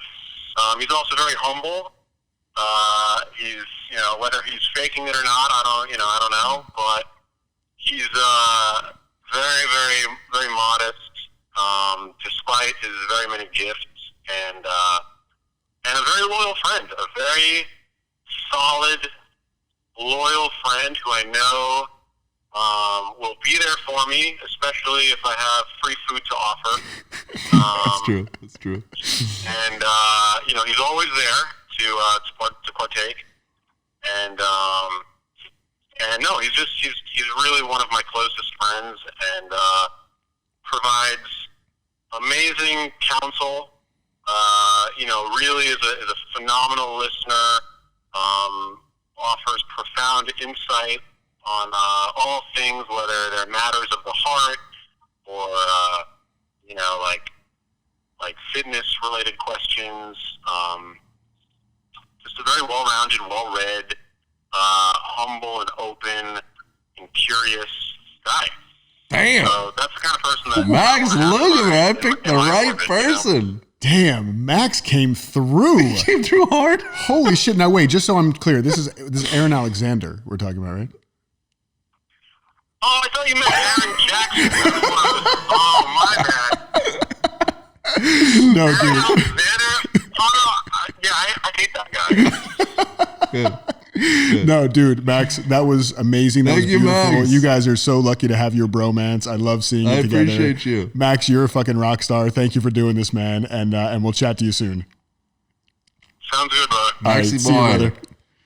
He just heard me say he was well hung, I think. And he's like, all right. Guy's going to lead me in like that. Dude, so how did that feel to receive? That's great. That's yeah. I mean, those are things that I would not have. Some of those things would be like yes, like I would see that, and other things would be less yes. So What was a less yes? I don't think of myself as especially eloquent. Sometimes I am, like when I was dropping them bars earlier. But I think, Max is much more eloquent than I am in many ways. You could hear some of the verbiage that he was getting down on. He goes hard on the verbiage. Yeah. But that's a cool thing to hear that from reflection from somebody like, Max. Max he's kind of a badass in the world of book writing, for that matter. I don't know how many copies of his book he sold. A ton. Yeah. A metric shit ton. Yeah. So that's a really cool. Not what I was anticipating. So that's very cool. Well, I'm so happy we got to do that. I'm so happy he answered, and I totally agree with all those things, including the fact that you're eloquent. I think that you have an amazing way with words, and I'm kind of a language snob, and so I really value the way that you put together words, the way you put together concepts, and the way you actually share your perspectives verbally. I think it's really impressive. I appreciate that. Yeah, man. It's a craft. For sure. And I'm very nascent in the craft, I would say. But I've been intentionally observing at least audio recordings for the last 6 years of doing my podcast. Yep. And, then writing a book, there's like a lot of that you test and you put it out, and then you hone in, and then you chop off the fat, and you cut away all the, like the Bruce Lee, it's about subtraction, not addition, hack away the superfluous, all the things, being able to cultivate some abstract thought and being able to produce it in a concise manner that people can get. It's really cool. It's very, very cool. Yeah. And that shines through even in the book. Any health or fitness or wellness book. This feels like on the surface, it's a book about movement, which I know physical inhabitants it is, but it's about movement. And yet in the first 3 pages, there are quotes from Joseph Campbell and Bruce Lee. This is a deeply connected way of life that you're sharing through your book and through your work. And I think it's amazing, dude. Right, it's a philosophy. That was why I had resistance towards the word method. Method's too static boxy. Right. But, aligned philosophy is a little long. Well, and it's more palatable and accessible, I think, is to just call it a method or a blueprint or a framework or whatever. I call that the chocolate covered broccoli, right? You give people what they want, and then you sell them what they want, and then give them what they actually need. That wouldn't taste good at all. No, not at all. Have you ever tried? Well, have you tried it? I mean, I get it. No, you haven't. Okay, so now we're coming towards the end of the show, but there's a couple little pieces still left that we have to do. So everybody that comes in the show gets a pair of socks from me, and they're socks that they're socks that I've picked. Yeah, and they're socks that I've picked, specifically based on who you are. And so these, because I know your love for sunshine, they are a woman looking at the sun, saying, "Just taking this shit in." Wow, that's great. These made me think of you. They're not going to fit my foot. They're women's socks. They are. They're women's socks. You know what though? That sounds like a story. A little bit of a slap in the face. That sounds like a story. They were only available in women's, but I just couldn't not get them. But I feel like more like junior women's. I don't know. I mean, I wear a size 13. Those aren't going to work. First of all, no. But they're meant for you. You should frame them. I appreciate the thought. And I'll put them in my pocket. My very small condom pocket. Just drop them right in there. See, there's an issue with language, because small condom pocket could either mean a small pocket for a condom or a pocket for a small condom. Good point. See, language is powerful. Language is very powerful. So that's that. That was a very anticlimactic gift giving. Heck, baby. All right, so before I get canceled, I know you're all about floor culture. We're about to get into cancel culture. Yeah. So the final thing I'm going to have you do here. So we have this little routine, this little tradition. Yeah. Where everybody who's on the show ruins this pillow by signing it with a Sharpie, right? Because this is about ruining podcasting. And so while you are signing this simultaneously, because I want you to multitask, I want you to let me know if there's one thing that you could ruin in this world, a belief system, a thing that maybe people think is improbable or impossible or unpopular that you would like to shift before you leave this planet. Doesn't mean you fix something entirely, but you make a dent in it. What would be the thing that you would like to ruin in this world? And here is the pillow and the pen for you to do your thing. I think the thing that I would probably ruin would be, and you did cue me up for this question. Yes. I did not think about it at all. So Good. This is the first time I'm hearing this question, even though you told me about it. We can edit it out. It's fine. No, yeah, I mean, you're probably gonna have to edit a good chunk of this whole thing out. I think the thing would just be not feeling at home in your body, at home in your home, and home with your relationships, and home in this world. Right now, be up. That's a big one, man. Get rid of that shit. I sign this bitch. Just wherever you want, dude. Bust a name. I mean, your name would be best. If you want to sign somebody else's name, I guess you could. Was that your entire signature? Let me see this. Oh, I sign like a. Oh, this is good. Italian donkey. Do Italian donkeys sign differently than like Romanian donkeys? Is there a particular way that Italian donkeys sign? Very specific signature. Aaron, you're a gift. You are just in so many ways. I adore you, brother. I'm so happy to have you in my world. I appreciate it. And what are you up to now? What are you excited about? How can people keep in contact with you? Because after this, they are going to want to hunt you down for one reason or another. Yeah. Where can they find you, and what are you excited about, dude? I mean, as far as what I'm excited about, I'm planning on doing some traveling this winter, which is great. And thinking about going to Tanzania. Ooh. Doing some things. Just been psyched on surfing. Been surfing a lot. Got a new surfboard. Very excited about. Nice. As far as finding me, I think Align podcast. Just type Align podcast in the internet, and you'll find the stuff. If you listen to podcasts, obviously you are. That would be a great place. I'd recommend, if you do start with the old Align podcast, you can check out Bruce Lipton episode. It's great. We got Joe Dispenza coming up, so tune in for that. Nice. And Align Method book. There's an online program if you're into like instructional videos and such, breaking down. It's like a 6-week program. It's not like it is a 6-week program. And you got the bands to go with it as well, right? The Align bands. We got bands. We got pants, stretchy pants. We've got like we're creating like a lifestyle brand. It's very cool. Awesome. I'm not doing anything. You're doing your genius. I am work. Such a degenerate. I am serious. If I didn't have people that were really good at what they do bossing me around, I'm already pretty much a wreck, but I'd be like way more wrecked. But because of them, we've got a book, and we've got a profitable business that helps people with their bodies, and we're selling clothes that get people squatting and stretching and being able to pick their legs up over their head. And it's very cool. It's all about people, man. It's all community. Amen. It's nothing to do with the individual. Amen. A little bit to do with the individual because that's a part of the whole, but that's what I've learned through the process of especially doing the book. I have my name on the cover of the book and whatnot. But I was like I was maybe 60% of the book. And then there's 40% of, everybody else that doesn't get mentioned, except for the acknowledgments. But, who reads that? Sure. I read it. Oh, good. Well, mine were fairly robust. I mean, I usually just read it to see if my name is there. Yeah, right. Exactly. Exactly. I was really disappointed that my name wasn't in yours, but it's okay. You did not. I didn't think about it. No, you're right. Guys, check out Aaron. Aaron's amazing. Check out the book, The Aligned Philosophy. No, I'm kidding. The Aligned Method. Check out Aligned Podcast, the Bruce Lipton episode. I would say check out the Byron Katie episode, if nothing else, to see her doing acro yoga and breath work, which is really, and she's such a sport. She's really sweet about it, which I love. But Aaron's amazing. Love him. Check him out. Until next time, guys, we'll see you. Peace. Thanks, brothers. Thank you, man. We did it. Fun times. We did it. Was that fun for you? Yeah, it was great. Great time. That's all I got for you today, folks. If you love this episode, please make sure to follow us on whatever platform you're listening to it on. Give us a 5-star review and a rating. So helpful for us, especially starting this podcast. Give us a great review if you love the show. Tell all your friends about us. Screenshot this and post it on Instagram and tag me in it so I can send you some love back. DM me with any of your feedback or any questions, and let's keep ruining shit together. Sending you guys so much love and cannot wait to see you again super soon. Peace.